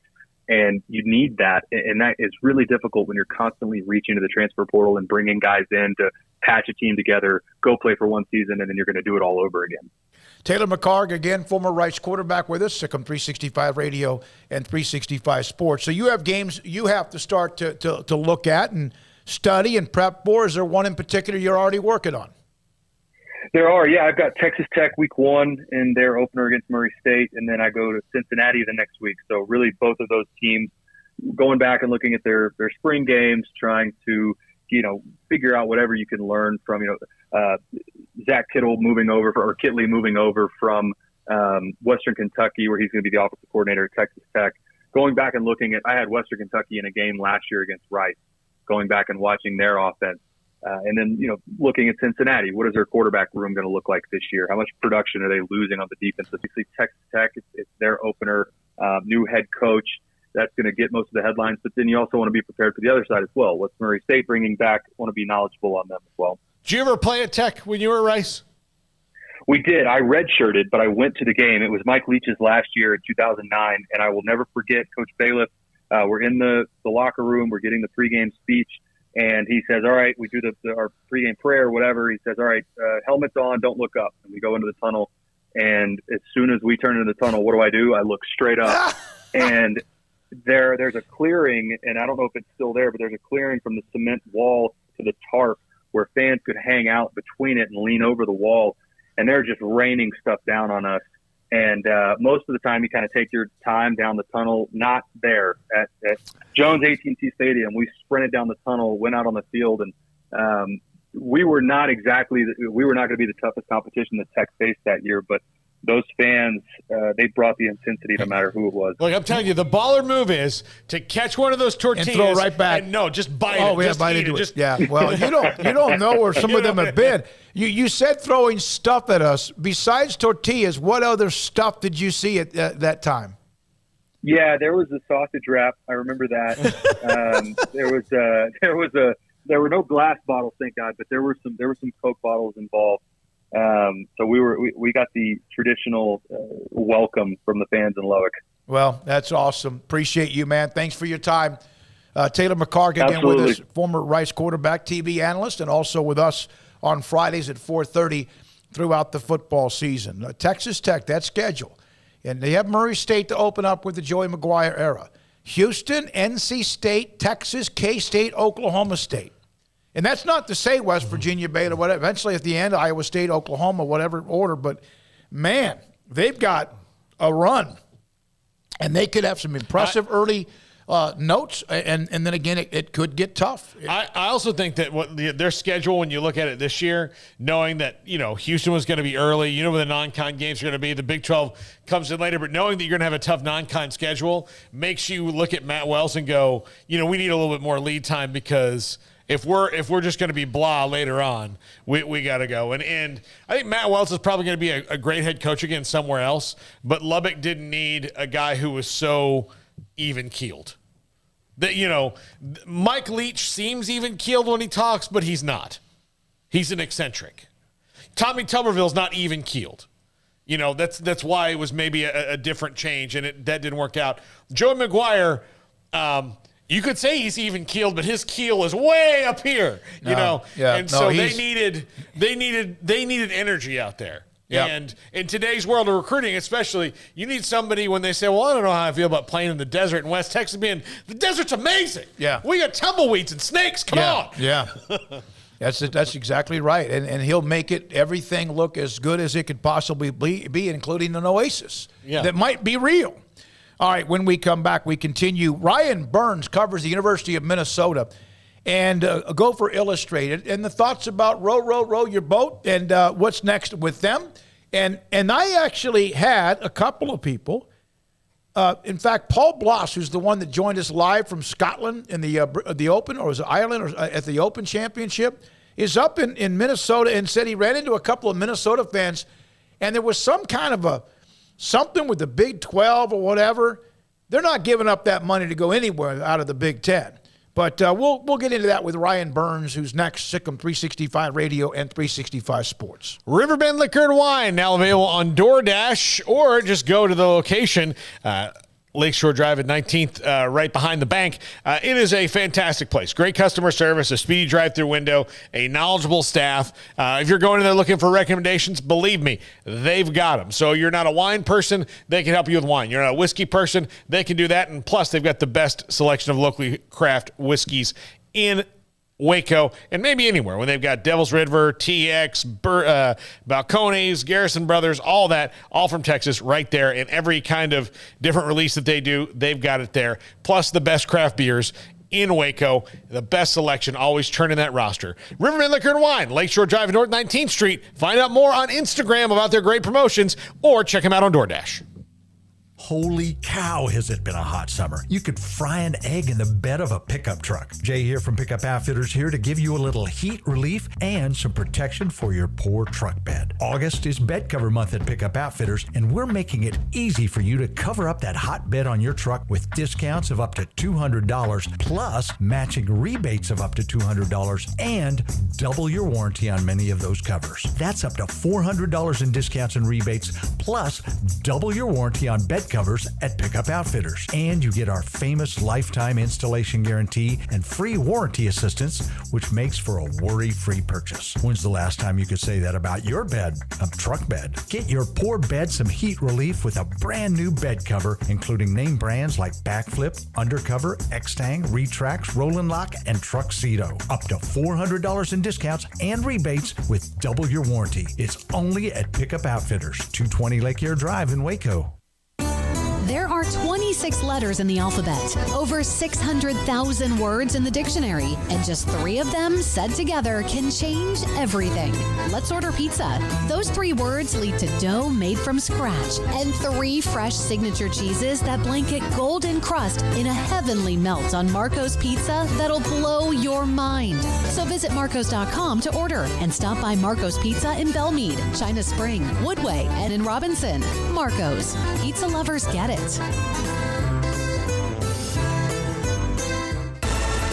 Did you know that Waco Regional Tennis and Fitness is a partner of the City of Waco? Did you know that we are open to the public? Waco Regional Tennis and Fitness offers day passes to the public for only $10 a day, and we offer money-saving memberships. Waco Regional Tennis and Fitness offers over 40 group exercise classes each week, including bar, yoga, boot camp, indoor cycling, and more. There are free weights, weight machines, TRX, rowing machines, stationary bikes, new treadmills, elliptical machines, and much more on the spacious weight room floor. Personal training available where you can be encouraged to grow. Sauna, whirlpool, tanning bed and kids club, 17 tennis courts, 8 pickleball courts, youth and adult tennis and pickleball lessons. Waco's premier experience where you can help your mind, body, and soul. Visit our website at wacotennis.com. Call us at 254-753-7675 or visit us next to Hawaiian Falls on Lakeshore Drive in Waco.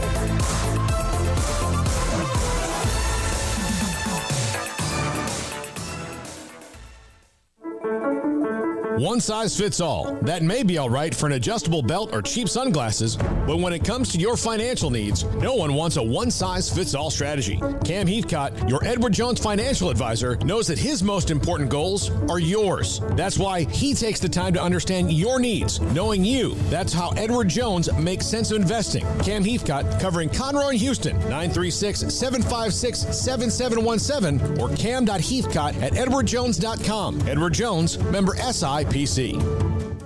Brad Boozer Jeweler, joins us on Sikkim 365 Radio. I've seen people walk in there. First of all, you have so much to show, whether necklaces, bracelets, rings. You have the watches. You have numerous great watches as well. You really have pretty much everything, don't you, when it comes to jewelry? That's correct. Kind of a one-stop shop and all. And the fact that we have the 2 jewelers on staff, the repairs we can do, the fixing of your jewelry, and the remaking of any jewelry has really set us apart from anybody else. You want to know why they're successful? Brad Boozer, the owner of Boozer's Jewelers on the corner of Valley Mills and Lake Air in Waco. Welcome back to Sikkim 365 Radio. Are you a Sikkim 365 super fan? Then try out our premium subscriptions at Sikkim365.com. This Friday afternoon, rolling along, 4:48. We'll hear from Ryan Burns here momentarily. Gopher Illustrated covers the University of Minnesota. They open up a couple of home games, actually 3 consecutive home games, non-conference, New Mexico State, Western Illinois, and then Colorado, whose name, of course, has been involved ever since the Pac-12 lost USC, UCLA. What is their future? And so we'll have that in just a second. In fact, Ryan Burns from Gopher Illustrated, Manny Navarro at the top of the hour, who covers the University of Miami, will join us. Ryan joins us on Sikkim 365 Radio and 365 Sports. Ryan, I was just talking about the opening non-conference games, all of them at home. but Colorado that third game. So where is P.J. Fleck as we start the next year with him? Is it sustaining? Are they better? What's happening with them? Yeah, that's a great question. I mean, it was just a practice last night, and my assessment of this team would be for PJ's team in year 6, they have about as much depth as they have had in any of the years, which is what you kind of want to be in year 6 of a program. You mentioned the non-conference. I think while the name recognition of some of those teams may not exactly be the world beaters, at least there's a little bit of storylines for Minnesota fans where Jerry Kill, the former Minnesota Golden Gopher football coach, comes back into town on September 1st as he's the new coach of the New Mexico State Aggies. And the last time we heard from Jerry Kill, it was in 2017 when he said, and I quote, "I'll never step foot back inside that stadium again." So 5 years later, little does he know he's going to be coaching that New Mexico State team. And you mentioned Colorado. Minnesota just fired their offensive coordinator last season by the name of Mike Sanford. Well, Mike Sanford comes back into town as the offensive coordinator as the University of Colorado Buffalo. So there's at least a few different storylines in the non-conference. It's a non-conference that Minnesota should go 3-0 in, but as we saw last year, the Bowling Green game, one of the worst losses in program history, can sneak up on you. But when I look at this team from what I've seen with my own 2 eyes here in the last few weeks, I think there's quite a bit of depth on this team, especially defensively, which is where this Big Ten West is going to be won and lost. Does the season kind of swing on the Michigan State game then? I think it's the most important game of the season for that very reason, because in theory, both teams should be 3-0. Michigan State and East Lansing specifically is a place that Minnesota has had trouble in the last decade or two. And I think we're going to find out a lot about both teams. We're going to find out if Mel Tucker's team and year one of a program last year was kind of an aberration more or less, or were they a legitimate team that is going to be competing each and every year in the Big Ten East with the Ohio States and the Michigans of the world? But it's also a great barometer game for Minnesota, because if they're going to finally get over the hump and win the West, that's going to be one of the games that we're going to look back on at the end of the season that could potentially be the key for it. So I think it is a gigantic game, and even the game next week, the following one, when Minnesota's Big Ten home opener against Purdue. I mean, Purdue is a team that I think a lot of people are potentially high on. They have a very easy schedule, especially with the crossover games in the Big Ten. But those 2 games are going to be very pivotal if Minnesota is going to be actually a contender here this fall. Yeah, and there's no doubt you have the dogs, it seems like, with Penn State, of course, has been up and down, but Ohio State, Michigan last year, Michigan State. And Minnesota played Ohio State pretty well in the opening week. You mentioned Bowling Green, but the West seems to be very much open. Wisconsin and Iowa have been the ones who have been more consistent. All the others seem to be kind of, Minnesota was 9-4 last year. Is that what gives everybody in that division hope? I think so. I think 9 wins to me will win the West this year. And now whether that's going to be Wisconsin, whether that's going to be Iowa, Minnesota, potentially Purdue in there, it's going to be who's actually going to win these crossover games, number one, because you look at the crossover games for each of those 3 teams. Iowa's got Ohio State and Michigan on the schedule, which is going to be quite the crossover games for them. Wisconsin has to travel to Columbus. Minnesota misses both Michigan and Ohio State. But to your point, they have to travel on the road to a whiteout game at Penn State. They have to travel on the road to Michigan State. Nebraska, no matter if they're 1-7 or 7-1 heading into that game, are going to have 90,000 people in that stadium in early November. So it's going to come down to, can Minnesota get off the hump against a team like Kirk Ferentz in Iowa where they're 0-5 against them? And can they continue to find success against Wisconsin where they've found 2 of their last 4? So I agree with you. I think the West is incredibly wide open. I also think it comes down to which quarterback of those 3 teams do you trust? Do you trust Graham Mertz from Wisconsin? Do you trust Spencer Petras from Iowa? Do you trust Tanner Morgan from Minnesota? There's a lot of questions, and I think a lot of them are going to be answered offensively for which team is going to play in Indianapolis. Ryan, how do Minnesota fans feel about the additions of USC and UCLA? I think they're pretty excited about it. I can tell you I'd much rather be traveling to Los Angeles in November than I would to Champaign, Illinois or Ryan Field. And trust me, I've been to enough Ryan Field games where it's Northwestern, it's late October, there's a 25-mile-an-hour wind coming off the lake, there's 5,000 people in the stands. I've done that enough. Now, I would love to see if and when it happens, UCLA or USC travel to the Midwest in November because, again, maybe it's something that just us in the media think about too much, but those Southern California boys coming up to play in the cornfields of Iowa or even further north in Madison or Minneapolis when it's 40 degrees or 30 degrees or even snow, I would love to see how those teams react to just the weather conditions. So I think there's a lot of excitement here in the Twin Cities, if nothing else, just to have an excuse to potentially get out of the cold and head to the sunshine of LA. Yeah, that's a great point. By the way, you mentioned I had to giggle as a lifelong Huskers fan. They could be 7-1 or 1-7. That's so damn true about them now. It just drives me crazy. How about this is all of this realignment, all of the regrouping or realignment or the additions or whatever else is going on in college football is all about the money. And there's only two sports that make it, and that's football and obviously men's basketball.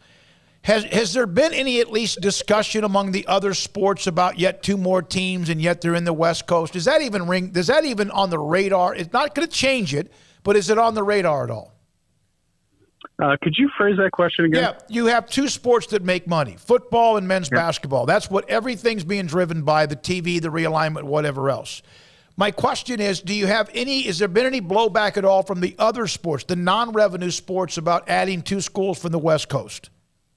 No, I don't think so, because I think everybody knows that the reality is once you add in UCLA and USC, and again, we're going to find out how much money that Kevin Warren's bringing into this conference here. But say Minnesota was making $45, $50 million from the previous media rights deal. Well, if they're going to be making now close to $80 to $100 million, that's more money that the athletic department has to potentially just support the non-revenue sports, the cross countries and the whatever else sports of the world. And so, yes, are there going to be some travel issues associated with that? Absolutely. But if the alternative is, well, if we don't add them, we might have to cut your sport. Well, I think those athletes can understand. Yeah, no question. Is there any concern that as these conferences get bigger and you have more of these dogs or blue bloods, no matter how good Minnesota was last year at 9-4 and some of the other schools, is there ever any concern that the conferences are going to go to this Super 2, whatever it is, and I don't think they will, but if they do, that other schools will be left farther behind rather than being where they are now? Absolutely. I mean, I can't imagine being in the Big 12 right now and just looking around and seeing what's happening. Especially, again, it's all driven by money. You already mentioned it.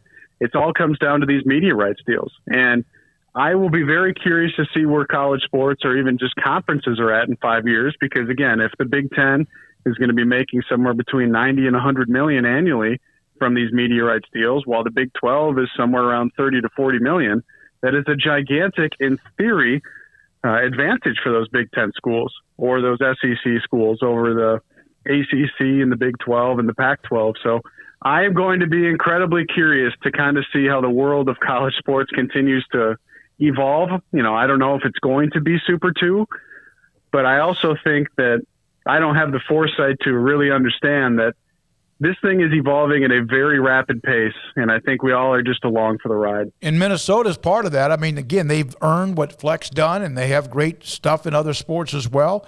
They're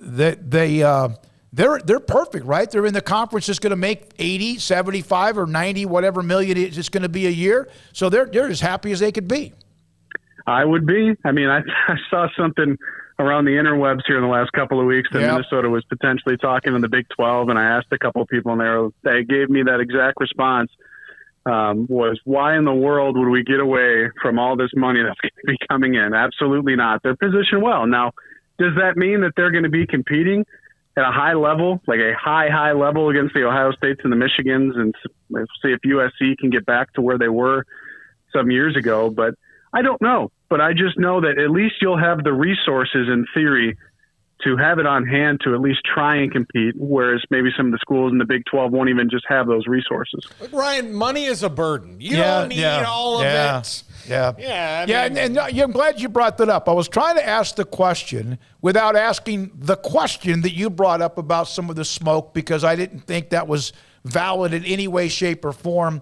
But I'm glad that I asked you about, just the future and where Minnesota is. And Ryan, I'm sure you'll see this every time Realignment comes around. Somebody will say, this team will leave the SEC because they can be better in this conference. And they're like, look, you can be bad and rich or, good and okay, I guess, but money-wise. What's the health of Muhammad Ibrahim?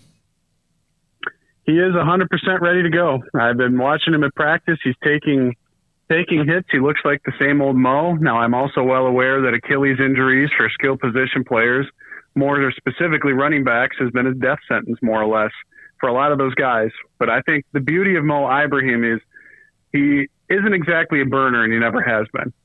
So if he's running a 4.78 instead of a 4.73 now because of this Achilles injury, that's not really going to hamper his game. Yeah. And, you mentioned him. I don't know, for whatever the reason is outside of the Achilles injury, people forget that we're talking 22 months ago, he was the Big Ten running back of the year. Absolutely. And he was sensational. Yep. He's got over 500 collegiate carries, and he's averaging something around 5.5 yards per carry. I don't know if that'll translate to the NFL at all because of, the athleticism that's needed at that position on Sundays. But I just know this. He's a darn good running back, and he looks like he is very healthy to me right now. He's a bell cow. I'm glad he's healthy. I hope everything goes well for him. And, Ryan, thanks for the knowledge. Appreciate your time. Yep, thanks. It's Ryan Burns, Gophers Illustrated, with us on Minnesota. Sikkim 365 Radio. Coming up next, we check in with the U, Miami, and our friend Manny Navarro. And what's happening there? They've had a pretty nice little run the last few months. How does it translate on the field? Sikkim 365 Radio and 365 Sports. Alan Samuels, Dodge Chrysler Jeep Ram Fiat Loop 340 east of 84 in Waco. And right now, they always, on the lot, Ram trucks, Motor Trend's Truck of the Year, back-to-back-to-back years. Stylish, comfortable, rugged pickup trucks, Ram trucks. You ever been on the road and you see a Ram truck coming up behind you? You better get out of the way because they can go. Not that anybody ever is going above the suggested speed limit on that particular road or highway. Ram trucks are bad, you know what, and they are good, and they have a lot of them on the lot at Alan Samuels, Dodge Chrysler Jeep Ram Fiat. Go by and say hi to Ted Teague and his incredible staff. They will help you with what you need, test drive what you need, and also help you know what's going on with any discounts and also anything else that they have for you. First responders, they always seem to have $500 if you ask or you let them know they want to know. At Alan Samuels, Dodge Chrysler Jeep Ram Fiat, east of Loop 340, east of 84 in Waco. With so many companies and policies out there, it gets so confusing shopping for insurance, and I never know if I'm getting the policy that's right for me. Luckily, I met the team at the Niche Group Insurance Agency. With the Niche Group, you can go to one company and get access to coverage options from many insurance carriers, and you get to speak to a real person about your specific coverage needs. With the Niche Group, I know I'm getting the right coverage at the right price. If you need insurance, talk to the experts at the Niche Group at 1-800-258-8302. At Ideal MRI, we feel blessed to be a part of the Waco community. We're a small family business right here in Central Texas, and our goal is to bring down the cost of healthcare while maintaining high quality. At times like this, the cost of healthcare has never been more important, and unfortunately, significant illnesses and injuries still occur. That's why Ideal MRI is open and here to serve you through the difficult time. We offer premium MRIs just like a hospital with state-of-the-art technology and specialists, but you'll pay less. Sometimes thousands of dollars less, whether you're using insurance or not. At Ideal MRI, we accept most insurance and there are no hidden costs, even offering financing if that's needed, everything included in the price, and you'll not get something as a surprise in the mail later on. If you need an MRI, ask your doctor about Ideal MRI. They'll know. You can schedule an appointment safely from home online in minutes at idealmri.com or give us a call, 833-IDEAL-MRI, idealmri.com. How did Edward Jones become one of the biggest financial service companies in the world? by not acting that way. Financial strategies, one-on-one advice, it's a big difference, and that's why Brad Wilson, your Edward Jones financial advisor, makes sense of investing. Experience the difference for yourself. Brad Wilson, 250 Sharon Drive in Woodway, 254-776-4337. Edward Jones, member SIPC. Hey, this is Bryce Petty, former starting quarterback and two-time Big 12 champion, and I know firsthand the importance of being in top shape both on and off the field. So listen up, men. If you're feeling beat down day in and day out and looking for that high-performance edge that separates the men from the boys, then look no further than the Petty Clinic Low T in Waco. Petty Clinic is a comprehensive men's healthcare clinic with an atmosphere catering to men. Board-certified Dr. Kent Petty has a special interest in offering the highest quality medical care to men of all ages. Some of the services offered include screening and treatment for low testosterone or thyroid, infertility, high blood pressure, diabetes, high cholesterol, sleep apnea, while offering comprehensive wellness exams and complete men's health lab panels. High performance men, remember, it's not just a Petty thing. This is Bryce Petty, encouraging you to reach out and Google search Petty Clinic Low T or go to pettycliniclowt.com and get your complimentary lab screening today.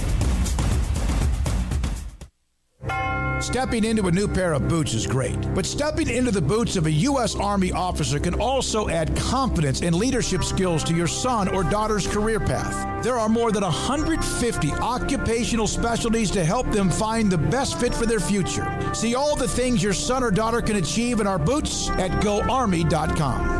U.S. Army Waco Recruiting Company, 254-598-8131 or 254-776-1543. Welcome back to Sikkim 365 Radio. They're going to throw, and they're going to score. It is Thornton celebrating with his teammates. The 5 o'clock hour is sponsored by Edward Jones Investments with financial advisor Tom Albers, staying in touch with you and your money through these difficult and changing times.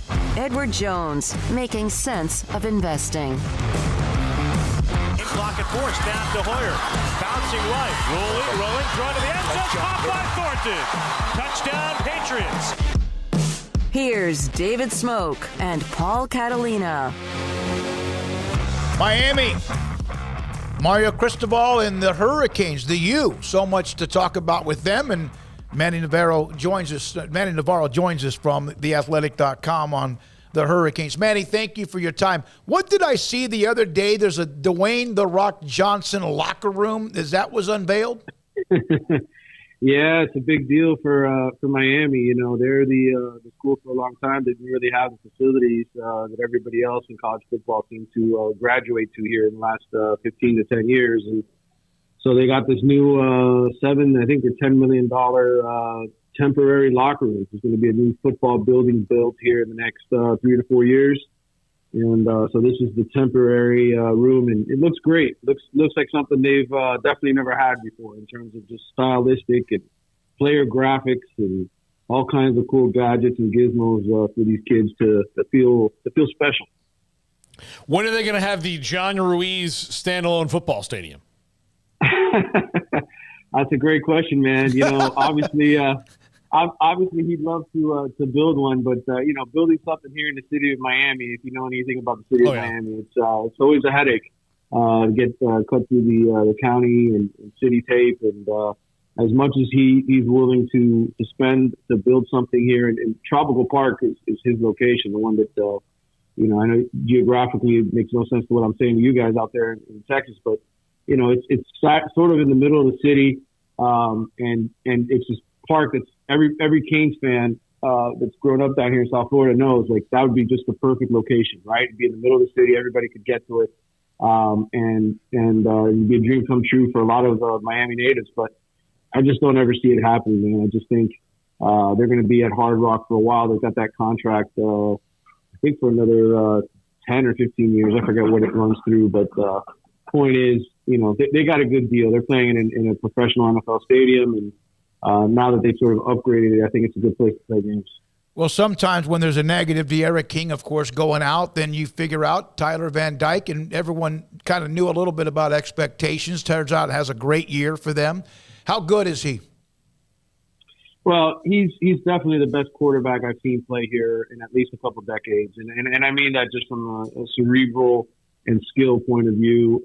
He makes really good decisions with the football. At times, he'll get lucky. He'll admit it himself. He'll catch a break with a DB slip in or something of that nature. But his accuracy is really phenomenal. His arm strength is phenomenal. And what I like about him most is that he's got a lot of confidence. And, you go back to last year, he struggles out of the gate in his first 2 starts, ACC starts, loses to Virginia, goes on the road at North Carolina, plays a great second half, but gets picked off in that game. And then, NC State's coming to town and, he's like, yeah, we're going to beat them. And NC State was having a really good season to that point, and he goes out on the field and he backs it up. And so, Tyler's just one of those guys that has that confidence about him. He's got that NFL, future that you can just see is coming his way. And like I said, best quarterback that Miami's had in a couple of decades. Is the buzz back around recruiting that used to be there under Butch Davis and Dennis Erickson and Howard Schnellenberger? Well, look, I think nationally, between NIL and what Mario does as a recruiter, where he's got great relationships pretty much all over the country, right? When he was at Alabama, he's recruiting nationally. Then he goes to Oregon, he does it nationally. Now he's come here, and he can go into California and pull guys. He can, go to Georgia and pull guys. And so that's what I think's changed locally. I mean, there's been 2 generations of kids that have grown up in the city now that haven't seen the University of Miami win, except that they're putting on one of those 30 for 30s, right? I mean, that's the only time they've seen Miami have success is in old video. And so I think he still has to, go on the field here and win games locally to impress those kids and to get them to jump on board. But I think certainly nationally, some of these national elite kids believe in Mario, what he did at Oregon, the kind of guy that he is, and they see what Miami's building and they're buying in. So, but locally, it'll catch that buzz when they start winning games. So Paul brought up Ruiz. That kind of has calmed down. Not that he hasn't had an impact with what he's done. How much of that is still like a part of the conversation daily? It certainly has sort of gone away. I think, in the beginning when some of these basketball players, were signing these deals, and he was publicizing it, it was making a big splash. But I think ever since the NCAA came knocking and asking questions, a couple months ago, it's kind of toned down a little bit. But certainly he's still working in the background. I mean, he promised he'd spend $10 million on NIL. I think they're past the $5 million, $6 million mark. And, certainly, there's another new NIL group down here, the Canes Connection. I think it's a new group that's supposedly going to raise another $10 million for NIL. So, but it's calmed down ever since the NCAA came around. That's what's supposed to happen, right?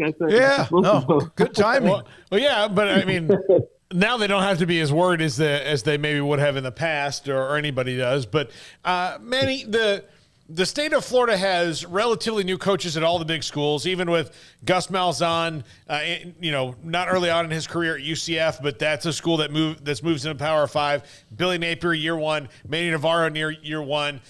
Mike Norvell's in year 3 now, but still, it still feels like the first one almost in Tallahassee. Who do you think has got the biggest advantage in getting into that recruiting area in Miami that is now, I mean, again, at least one generation since a team won a national title in the state?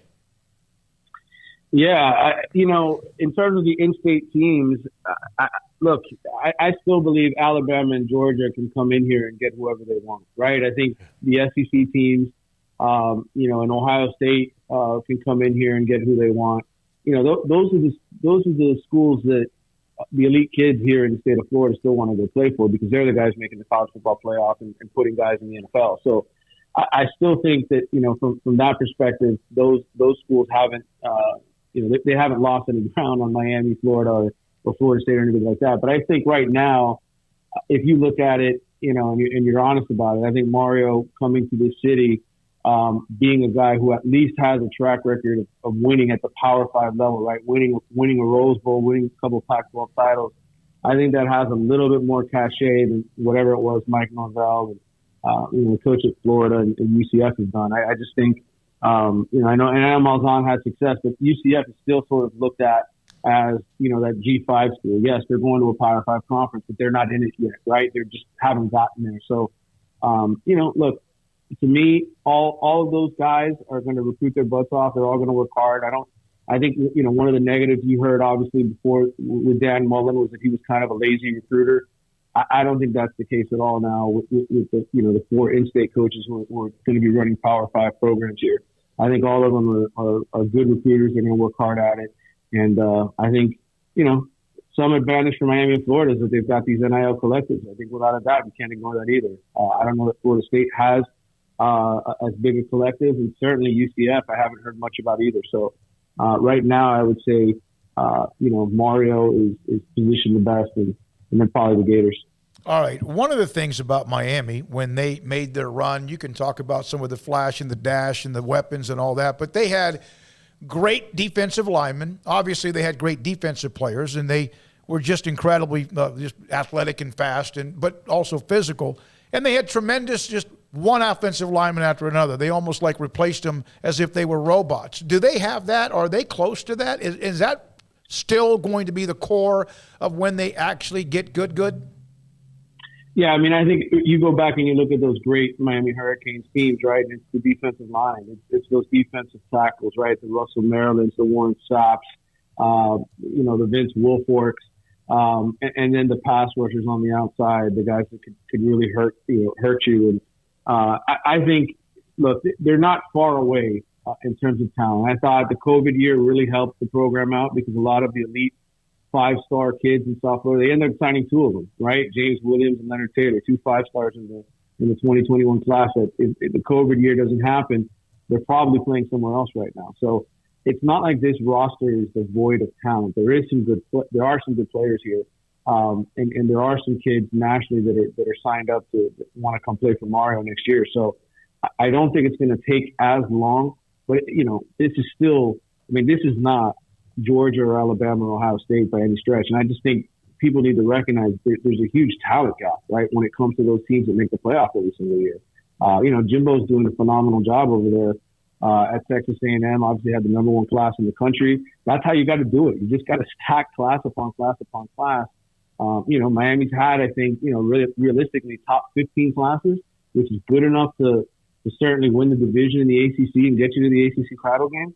But it's a whole other animal getting into the playoff and winning national championships. And I think for Miami, it's going to start on the offensive line. It's going to start on the defensive line. And, they've got a few guys at those positions that just need more depth.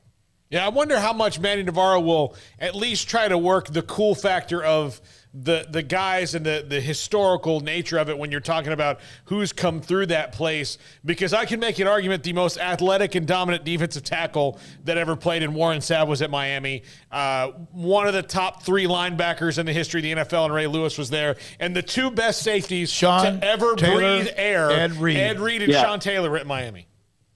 Yeah. I mean, really, it all starts on defense. It was those nasty, nasty defenses.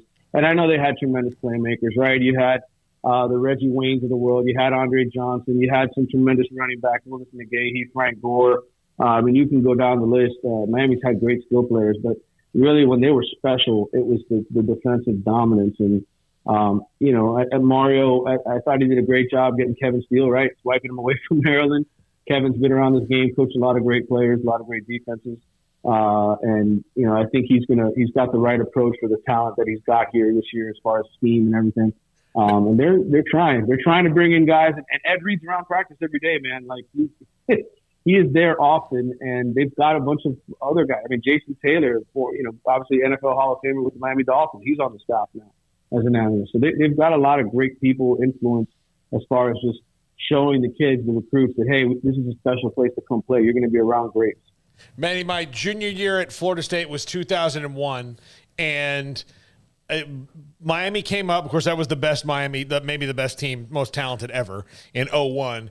Came up, and the game was in the pouring rain, and Sean Taylor hit Chris Rick so hard the fact that he did not get up bleeding from every spot in his body was an amazing thing. Well, part of those parts are covered, so maybe he did. But maybe he did. But like it was like he was a punter, like he was a punter in a Pro Bowl. Yeah, and Chris hit the ground in a puddle and like slid across about 18 yards. It was the most amazing thing I'd ever seen. God bless, he's gone, man. I hate that. That's still today. I remember. I haven't teared up very often about anything, but I did that morning when I heard about he was gone. You know, man. Yeah, that was a hard day. I remember getting the phone call and racing over to the hospital. I was with Sean the day he got drafted. I was at a party in the Keys and covered him in high school when he set the state record for touchdowns. He was a great running back and just a phenomenal athlete and such a sad story that to this day it's probably one of the most painful things in Hurricanes history. And sadly, there's been others, right? I mean, there's other great young players at Miami. Brian Pata, his brother. Yep. Edwin is on the staff at Miami now, and the whole thing last year, the story about them catching a teammate, right? Essentially, the police arresting his teammate for killing him. I mean, it's such a sad deal. But Sean Taylor, yes, definitely one of the greatest of all time. Definitely somebody that remains in the memory, even of the kids there today, man. It's going to be 15 years now that he's been gone. Yeah, I'm a Washington fan too, NFL fan, and he was as good as they ever had. And they had some Ken Houston among some others, and that was a, football, life-wise matters, the reality of it, life. But as far as losing a talent like that had many years left to play was devastating as well. All right, so 7-5 last year. How much talk is there after UCLA, USC, UCLA, Big Ten? Then there's all this, two conferences. The ACC stuck with this long grant of rights, which might actually be a good thing. Whether it's renegotiated or not depends. Is that? I'm sure that was early on everybody's radar. Is that even really almost a daily conversation anymore? It's always going to be a conversation, right? I mean, as long as it's in the backdrop, and I think certainly administrators are still having conversations about that. I think the ACC is meeting and trying to come up with ways to generate more money. I mean, right now it's not a terrible problem for the ACC, but in 5 to 10 years it will be once the Big Ten and SEC are making double the amount of money at least than what these ACC teams are pulling in. So they're trying to work behind the scenes to make this better. But the reality is, like you said, the grant of rights. I mean, it's basically airtight, and I think unless the ACC decides to try and expand, right, to get to 16 teams, unless they can somehow convince Notre Dame to join the conference full time, which I doubt ever happens at this point. I just think it's going to be an interesting watch here the next 6 to 8 years. What the ACC does, because 2036 is a long way away, man. And as that gap grows, there's going to be increasing pressure for Jim Phillips and his people to do something to make this a better situation. And I can tell you, Miami's planning to be, with how much money they're spending on Mario and his staff and putting into football facilities. They're expecting him to win. And if Miami's great again in 6 to 8 years and they're making, less, 40, 50, $60 million less than Rutgers is and Vanderbilt are to play in the SEC and Big Ten, there's going to be a problem.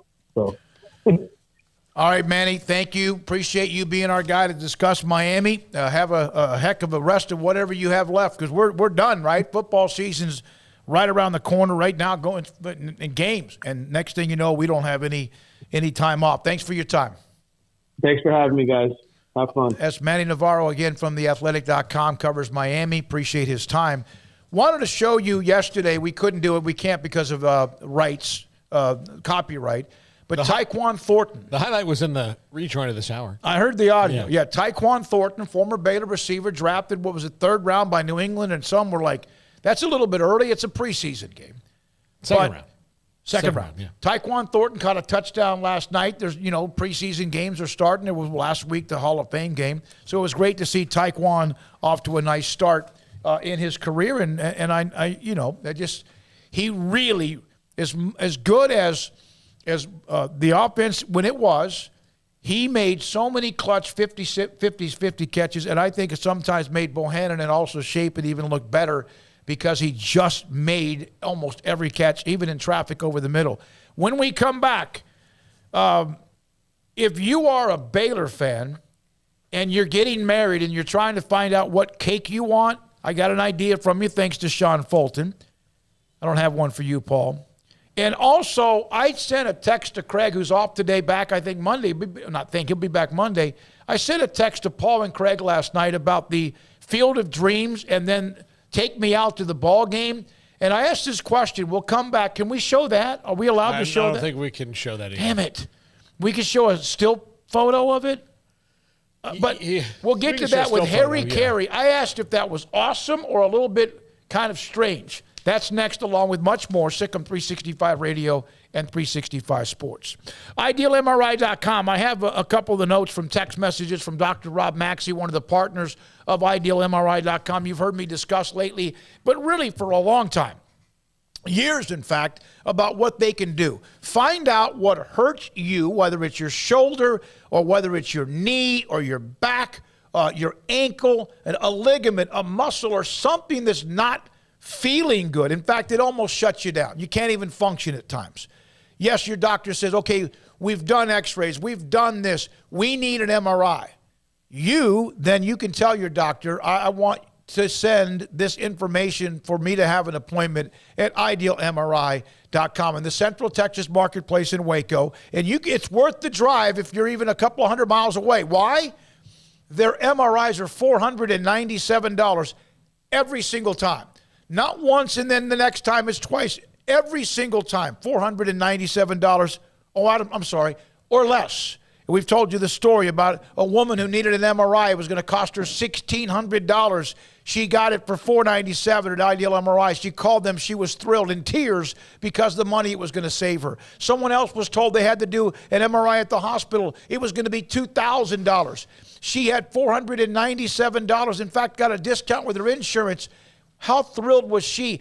And both of them got what they needed. One, what was wrong, what ligament or muscle was damaged, and also, well, if it was, and also saved them a ton of money. That's what you can get. IdealMRI.com in the Central Texas Marketplace in Waco.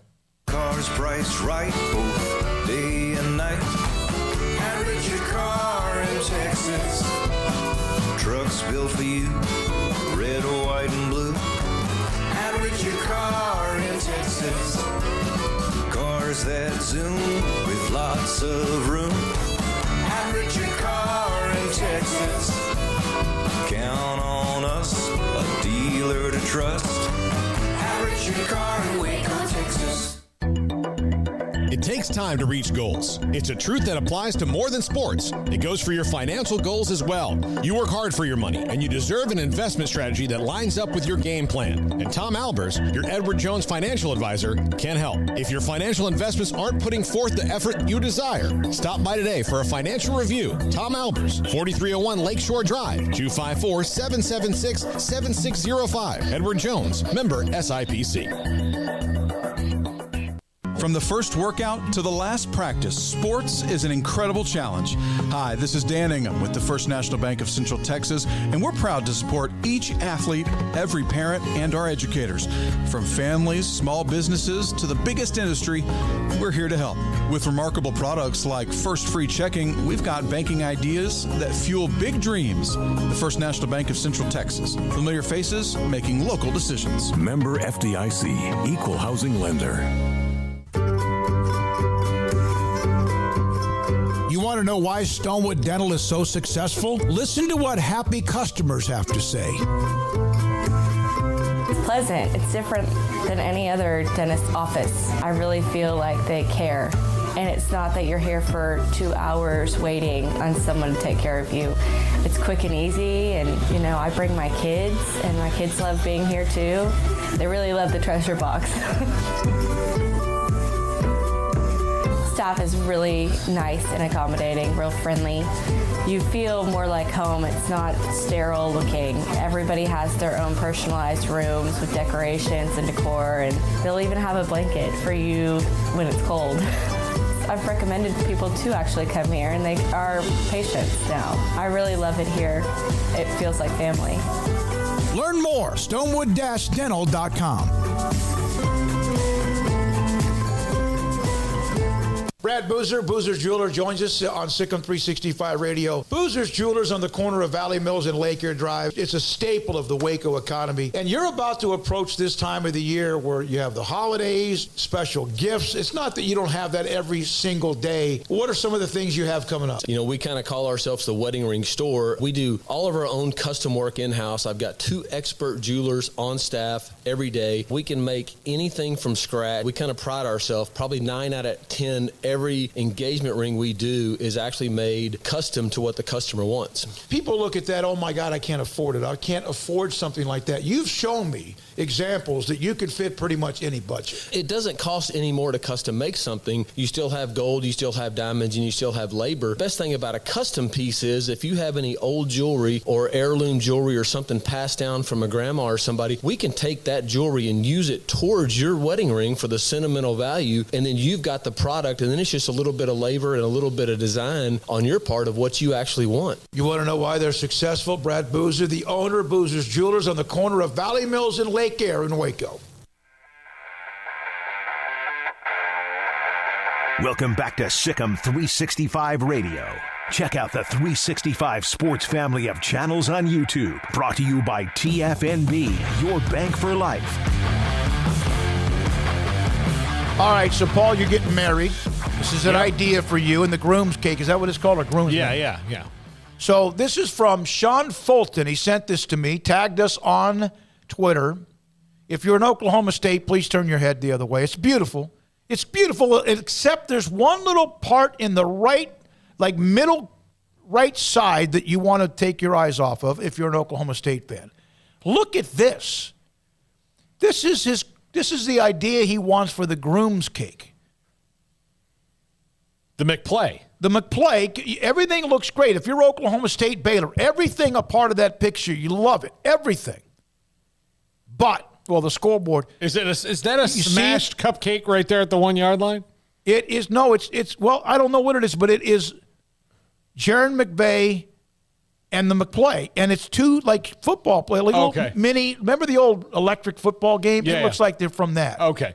Just from my vantage point here. It could be a smash, but maybe they molded it. Yeah. That's very ornate. I can tell you for my wedding, we've already made a determination that our cake is we're not going to go in for that like $1,000 cake. Say that again. We're not going in for that. Say that again. We're not. Where? Yeah, that's her call too. I mean, it's her before mine. No. Yeah.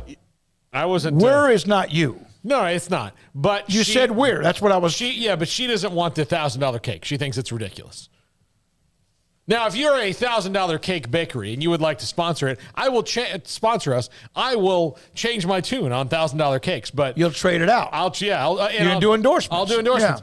Yeah. I will say this. I am. Have you ever seen the Steve Martin movie Father of the Bride? Martin Short. I have seen part of that. I can't remember a damn thing about it, but I remember. There's a scene when he meets Martin Short, the wedding planner, and he looks at the cake and it's $1,200, and he says a cake, Frank, is flour and water.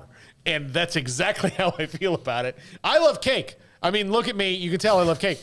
But I also know, I love cake too. But the value of, there's, for $1,200, that should be the last cake you ever eat in your life. That's it. No, for $1,000, it does more than just taste good. I mean, you should not be if you want somebody at the office has a birthday party, do you want some cake? No, get that slop out of my face. It's not $1,000 cake. I can't have that anymore. No, cake. There's no difference. So when you say we have to help you here, you can't say we've. You really, it's singular. I will say we, as we're a collective in that. NIL? No, I think of it this way. I am on the board of this wedding planning, and I will give. Do you have a vote? Because some board members at certain schools are just. My opinion is asked, and I give it, and then I stand back and wait for it to be processed. And if it makes it through, I'm happy. How often does it make it through? I'm doing okay right now. What's your batting average in baseball terms? 300.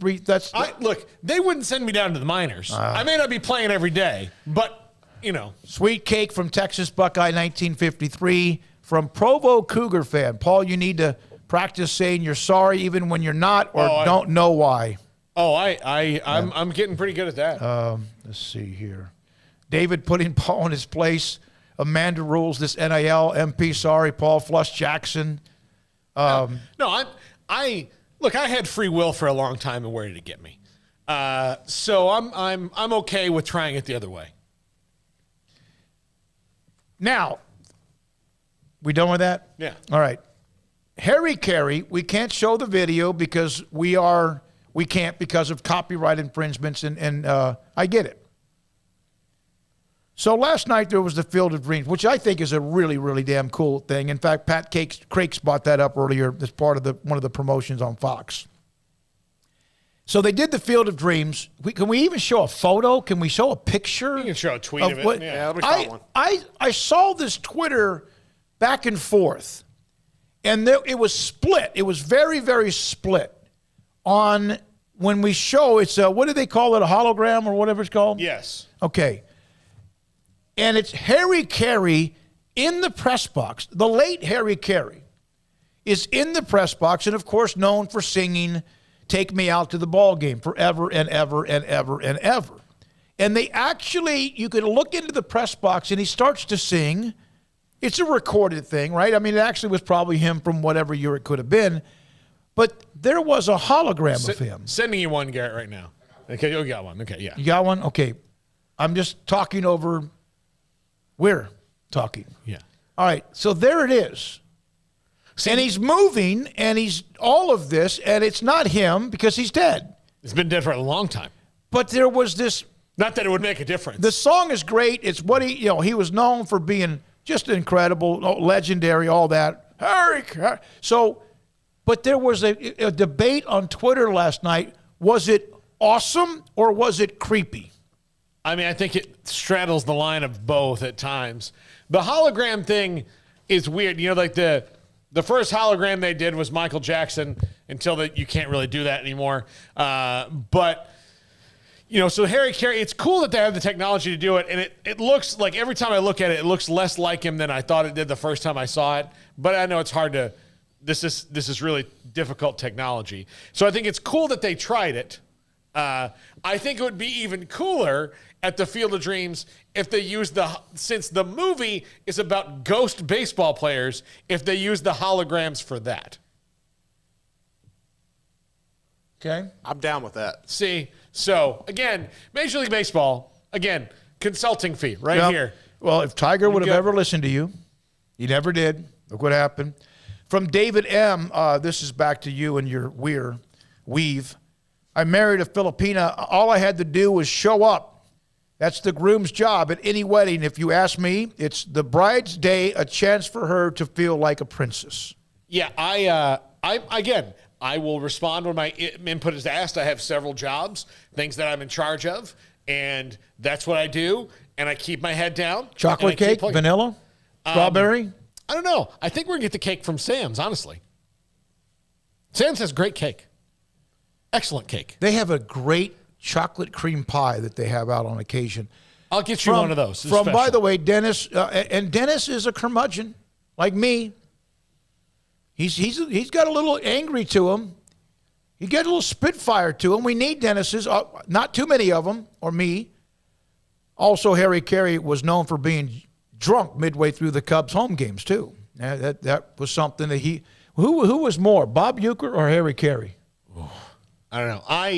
I would have loved to meet Harry Carey. I mean, my dream is to meet Bob Uecker. I'd love to talk to Bob Uecker, just a funny dude who there's not going to be anybody else that's as funny as him in the booth. I don't know. That's tough. Today, announcers, and there are still some incredible baseball announcers, but what happens now, the ones Ben Scully passed away recently, storytellers. Eric Nadel, who's a Hall of Famer with the Rangers, and he doesn't do all the games, but he does a lot of them. Eric Nadel's a storyteller. Baseball announcers are great. One, it's a slow-paced game, even when it gets hectic. You have to be a storyteller. John Miller, I mentioned him. Paul, you did that top 5 list, and the names of all the ones you put up on there. Storytelling. Sometimes there was a point where a guy was throwing strikes and balls or whatever, and Vin Scully's talking about, who was it, the pitcher?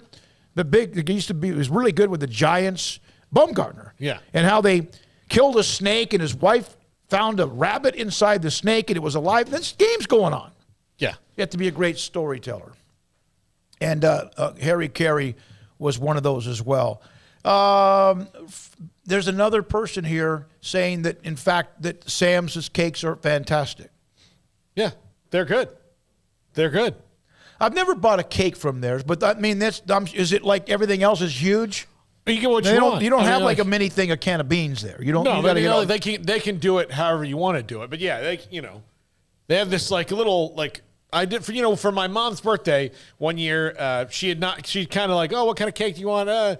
We were at Sam's and she said, I want a chocolate cake. And they have this bar cake and it's, it's like a foot long and maybe not in that. It was delicious. One of the best cake I've ever had. I've really kind of gotten into those American cookie company, just the cookie cakes. Yeah, I don't think shorts. You don't think that would work? No, I don't know. So saved you a ton of money. It would. Well, that's where the cake comes in handy is. Saving money because the markup on this wedding stuff is unbelievable. Yeah, it is. It is. No, it really is because they know they got you. There's nothing you can do about it. Yeah, I've had several thoughts of like, is that what macaroni and cheese costs in Tennessee?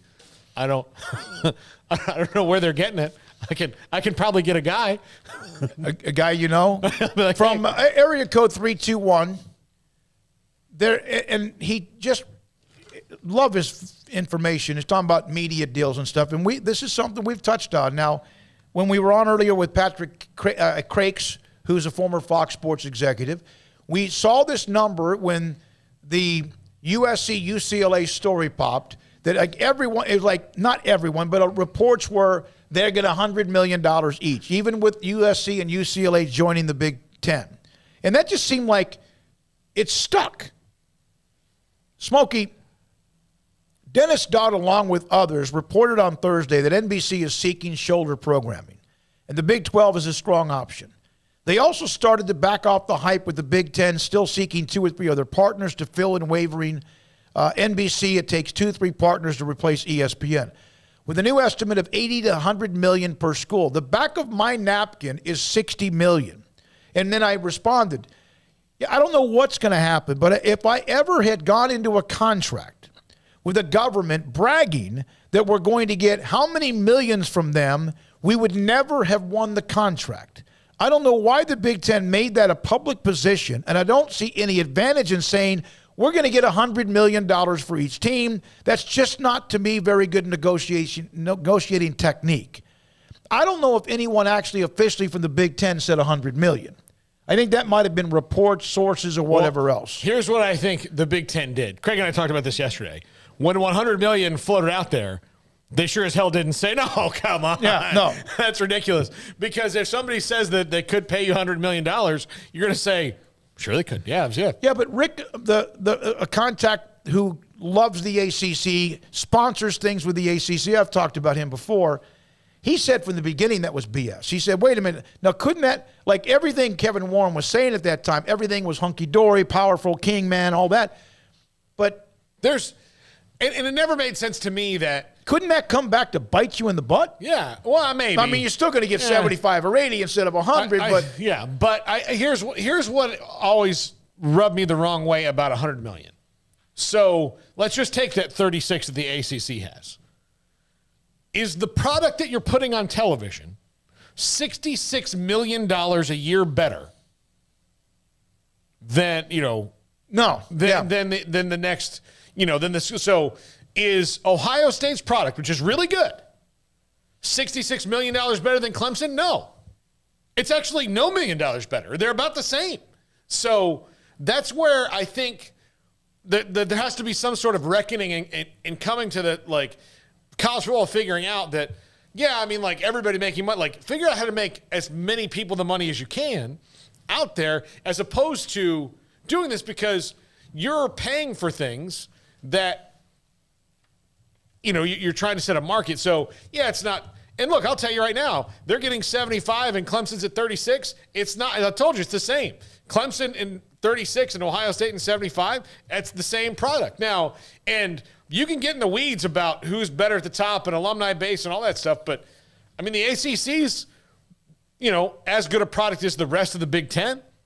The Pac-12, as good a product, in the middle most of the time. The Big 12, as good, if not better than either of them lately, So, the SEC has done a really good job of PR and brand building and having those teams that win. That's what everybody else needs to really do, is win and win regularly. But now it's going to be harder because they rigged the game. Clemson did win and won twice and beat the Almighty. Yeah. And yet, when you hear about the future, it's like, well, yeah, they're the ACC. And again, that's calmed down dramatically. But Clemson, not only Clemson has to win, but Miami needs to win. Florida State needs to win. North Carolina needs to win. Well, you know who would have been helped the Big 12 if who would have won? It would have been nice if Texas would have been winning, because part of maybe anything that, even though it's, with Baylor winning or Oklahoma State winning or TCU winning, it's just because it's not the logo. We still had teams winning the conference title, although Oklahoma won most of it. As much as it sucks, it's nice for everybody else to win. But there's certain schools, your bell cows, you need them to be good. But it's the same situation in both the Big 12 and the Pac-12. They had a flagship program that was not winning, and then they said, well, we need to make more money. Well, we could have all around if you had been pulling your weight. Yeah. So it's like you heard that argument when Texas-Oklahoma story popped. And I don't know if anyone's ever argued with why they left. It's just how they left. And then again, I don't know if there was any way you really could have done anything differently in many, many ways, although I think everyone would like to have had a little bit of a heads up. And no one did, because the story was broken before they actually were able to make the decision. The thing that, yes, if those schools would have been better, if Texas would have beaten Alabama, the game in which they want to bring up Colt McCoy and the injury, that's one less for the SEC, one more for the Big 12. If Oklahoma would have at least maybe not thrown up on themselves a couple of times, although they played that Georgia game, that was a great game, and won another one since 2000. Well, look, had Oklahoma not getting popped in the mouth by Florida. Yeah. LSU beat them up when LSU was an underdog. USC humiliated them back during, of course, their great run as well. Yeah, if those two brands had won those games, then they're talking different. Even if, because it's the same now. I mean, the SEC had their good run where different teams were winning it, but now it's even skewed away from that because the big boys are trying to keep the rules so that it's just them.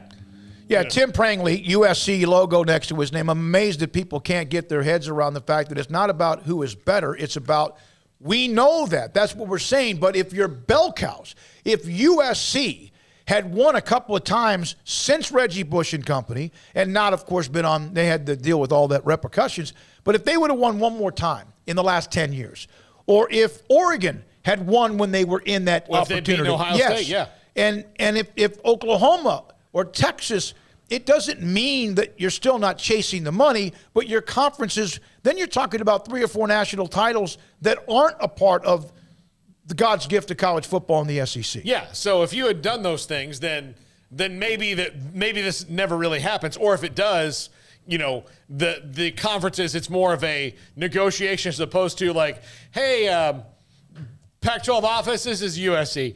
UCLA, I'll call you in a minute. We're doing this first because people care about us more.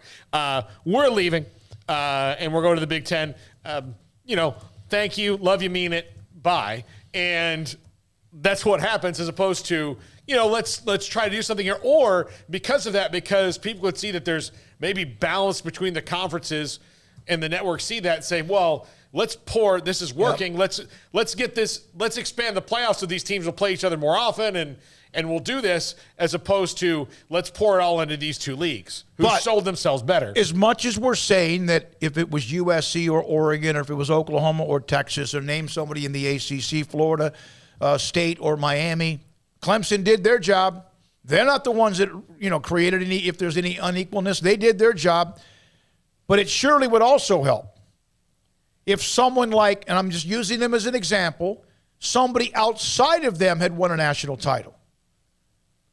TCU and Baylor in 2014, who knows? We don't know that, but they didn't. Or let's say one year Virginia Tech did. Or let's say one year that it was Utah. And it would have absolutely helped those conferences. It's still about we know money and who can demand this and that. But it surely would have helped those conferences. Not if your Alphas had been winning. We've said that. But a couple of the others had risen to one of those years and won it all. I don't mean to dog Auburn, but Auburn's not an alpha dog program in the SEC. They're a great program. But they are a roller coaster of emotions for their fans. And so Auburn won. Like, that's what they, like, who's the Auburn of the ACC? Who is that's a good program that, could be that? Who's the Auburn of the Big 12 and the Pac-12 that's not Alabama or Georgia, and Georgia's kind of Johnny-come-lately to this, but who's not Alabama, not Ohio State, but they can come up and win one? Florida, I think I put in a different category because they've won over a couple different eras with two different head coaches, but LSU's different because they've won with every head coach they've had recently, and Saban, Les, and Ed O. So, like, who's behind those teams that haven't won multiple ones that could come up and get one? And you think this is, even if it's a once-in-a-lifetime team, like, that changes the narrative a little bit. So who's that? Yeah, I don't know who it is from the 3-2-1 on what we were bringing up because he's the one that sent the text. I think Fox was really hurt when ESPN backed out of the bid. We did find this out, right? That what happened was Fox did want ESPN to be a part of it, but the Big Ten, is this true? I might have been gone, might have been yet. The Big Ten is not real happy that they feel like the SEC and ESPN are too tight. Yeah, they think there's. They wanted to be. Hey, I was a part of a high school locally 6, 7, 8 years ago. I can't remember. We had 3 or 4 teams that we carried high school football. Great money maker for radio stations in Texas. Even if you have just the one team, it's the hometown team. But we had Midway. We had Waco High. We had, I think it was Robinson. And there might have been one of those. And then in the playoffs, we would pick up other schools, Crawford, China Spring, et cetera. Probably had Cove. It was Copper's Cove on the station signal to the south. And eventually picked up Temple. And we had one of those schools contact us. They wanted us to do their games, and we worked it out. And about a year or two later, they wanted to be and decided they did not want to use us anymore because they wanted to be on another radio station because they felt like they were overshadowed by our coverage of Midway, who was on our biggest station. We've seen that before. Personally, it kind of frustrated me because we really didn't get much of a heads up on it. But, there was some hard feelings for a while, and that's okay. We just went and got somebody else. They eventually came back and wanted to be on the station we were at before we started 365 Sports. But they wanted to be the only one on one station. Yeah. I told him, I said, but here's what our value, listen to me, here's what our value is. It's not us broadcasting your games on Friday nights on whatever frequency it is. Our value of being an all-sports station is promoting you every day because that's what we do. And they couldn't understand that. They left, came back, and that might be what ESPN, that Big Ten might look back at that and go, well, CBS and NBC, NBC got rid of their all-sports network. CBS doesn't really know what to do with theirs, and nobody, who really watches it? Let's be honest. It's not a ratings grabber. But ESPN is that machine. I think that's why everybody's mad at ESPN because, the SEC's made this deal. And look, the ACC has the same deal the SEC does, but less money. And I do feel the ACC gets a little turfed in that they're pushing the SEC a little bit more when they should. It's their own channel. They own it. Like, they own the SEC network. They own the ACC network. So push it. Yeah. And you wonder if there's anything in the future, if it includes the future with the Big 12 and the ESPN, which remains to be seen, will they create something for those schools that's a Big 12 network? Well, and you want they have ESPN Plus right now. The Big 12 doesn't seem to want it because they want to be more on streaming, but I don't know. The thing, it's so, it changes all the time. By the way, Roger the Dodger can 365 interview the persons that gave viewers the $1 million to go to Ohio State. I don't know who gave it to him. I think they're the $1 million he's going to Texas. It's just the kombucha company that. Yeah. All right, we are up against the top of the hour, so up next, and thank you all of you who have been a part of today's show on a Friday afternoon. If you did miss our segments, we covered Miami, Minnesota, and also LSU today. We also had Pat Crakes He's a former Fox Sports executive like we had with Bob Thompson. Two guys that have made me smarter. I hope they've helped you as well when it comes to all of this information that's out there. And Paul Catalina's top 5 groomsmen cakes next on Sikkim 365 Radio and 365 Sports. This month, Allen Samuels is having the Make This the Summer event on the new 2022 Ram trucks. Designed to be durable, functional, and stylish, these legendary award-winning trucks give you that first-class feel. Luxurious leather-trimmed seating options, exceptional leg room and storage, plus surround view camera options that you'd expect from a premium truck. Come see our selection today or browse online at allensamuelsdcj.com. Allen Samuels in Waco, the place to shop for Ram trucks. Baylor University is where lights shine bright. So, let there be light. Let there be roommates and teammates, scholarship and championships.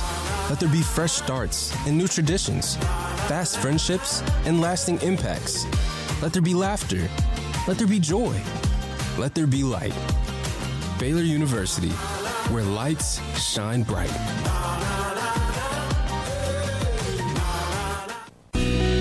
Camille Johnson Realtors guide you seamlessly through the process of buying your dream home or selling your current one. Commercial, farm and ranch, or residential, Camille Johnson Realtors can smoothly and successfully lead you through any transaction. With a team of 28 experienced agents who are excited about serving you, Camille Johnson Realtors services the entire greater Waco area. If you're in the market to buy or sell, contact Camille Johnson Realtors, 104 Midway Center in Woodway, or find them online at www.camillejohnson.com. Camille Johnson Realtors, elegant, charming, warm. Welcome home. It's summertime. There's picnics, reunions, cookouts, and so much to do. And Waco Custom Marketplace on Lake Air Drive in Waco is your home for the butcher shop that can help you with beef, pork, poultry, and seafood. They are spectacular at being able to deliver you whatever cut of steak you want. Bone-in ribeye, however thick you want it, that's great. They'll do it. Sirloin, T-bone, porterhouse, bacon-wrapped filet. And, of course, as I mentioned, they have pork, poultry, and seafood. Their Norwegian salmon is spectacular.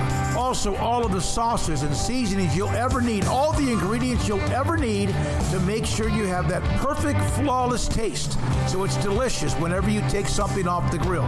And a full-fledged bakery as well, with fresh baked bread and kolaches every single day. Up and down the aisle of Waco Custom Marketplace, you also have what you need, from knickknacks to snacks to more, at 425 Lake Air Drive in Waco, Waco Custom Marketplace.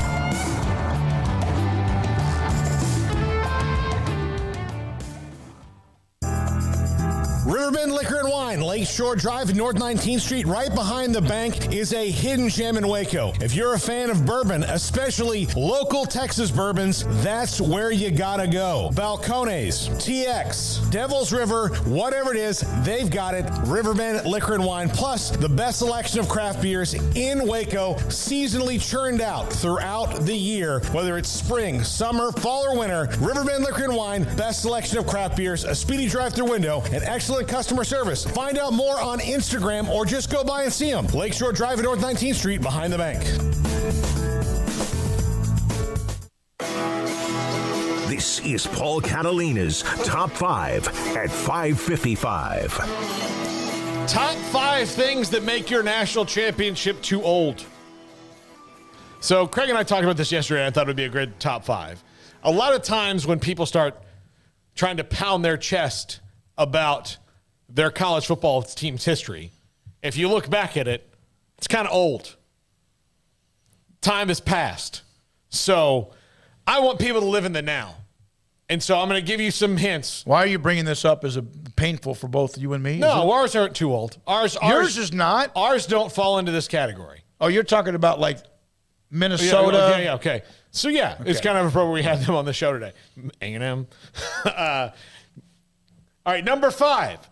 If the team lived through the Spanish flu, your national championship is too old. I agree with that. Yeah. Like you can't bring it up. Like you can say like, hey, at the beginning of football, we did really well. But you can't, if your team made it through, too old. Number 4. If the highlights were on a newsreel. Oh my God, stop. It's true though. If the guy reading the highlights was like, that was a crackerjack touchdown that led to the conference title, like that is too old. Here are the boys as they meet local nurses. Like you can't. That's not. I miss that. Yeah. I miss the typewriter. Smile, boys. 8-track tapes. You've just won the national title. I miss cars without air conditioning. No, you don't. Yeah. Number 3. If most of the team knew how to fix a wagon wheel. Too old. You're offending some of our you're offending part of our database of who listens and watches. They don't know. Us. Who knows how to fix a wagon Including wheel? the guy next to you. Yeah. Who knows how to Remember back in the day when they had wheels and they were square, like wheels were square? Yeah. Yeah. Newsreels, those where I draw the line. Thanks, Flush. Number 2. If the cheerleaders were named Maud and Gertrude. Wasn't there a show named Maud? Yeah, there was a show named Maud. Pretty popular, yeah. Yeah. Maud was the lady from the Golden Girls. Her name's Maud. B. Arthur. Yeah, B. Arthur was in Maud. She around? Not anymore, no. Okay. Yeah. So my point's true. But if you walked off the field and said, "Hello, Gertrude, are we going to the local dance hall tonight to celebrate our victory?" That your championship is too old. Too old. How far did you make it with Maud last night, Tony? His cell phone number is 254. Whoa. We don't do that. I was going to give the text line. Yeah. And number 1, if the players' fathers could complain about that damn Grover Cleveland. Yeah. Alexander, the former pitcher? No, the president. He's a Hall of Famer. Grover Cleveland, the president who was elected twice but not consecutively. If you're sitting around and would see, Dad, did you see the game today? Nah, I'm mad about that damn Grover Cleveland did to me 45 years ago. SOB, ruined my life. Like that, you're too old. It's too old. Live in the now.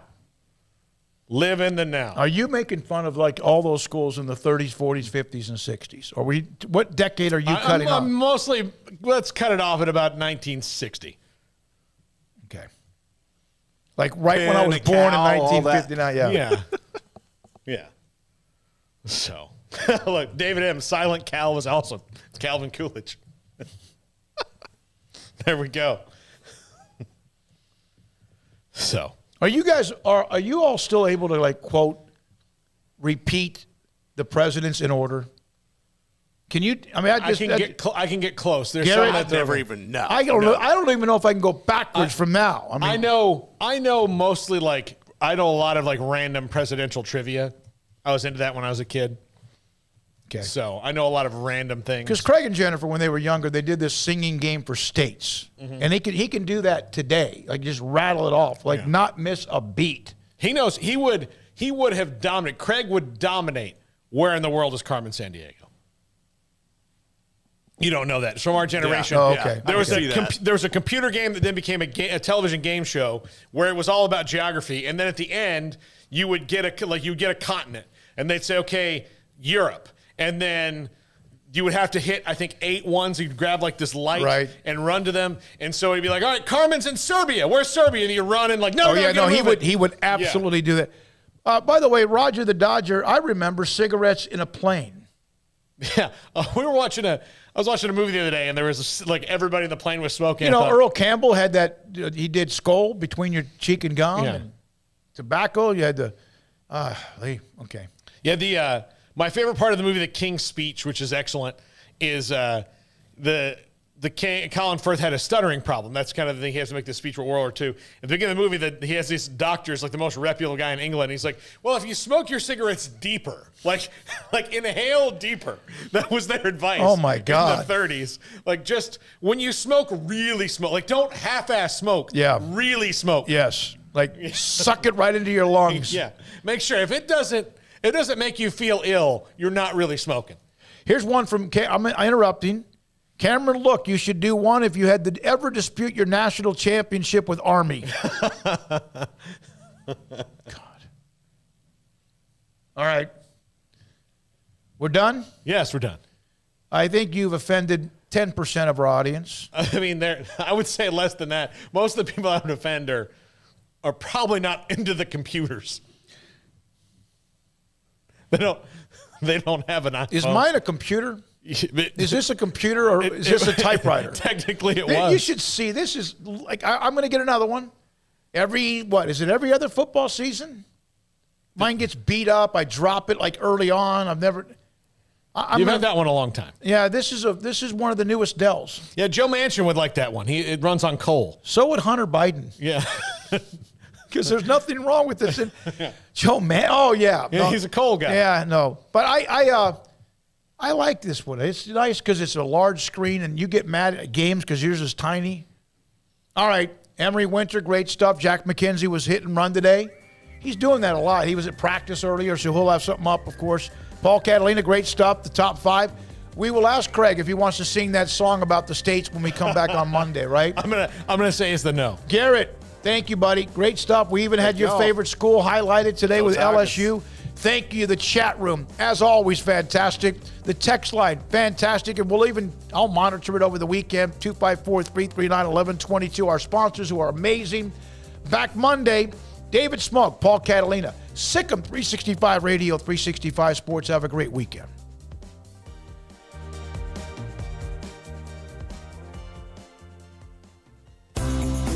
Ideal MRI is a small family business right here in Central Texas. We're open to support you while lowering the cost of healthcare bills.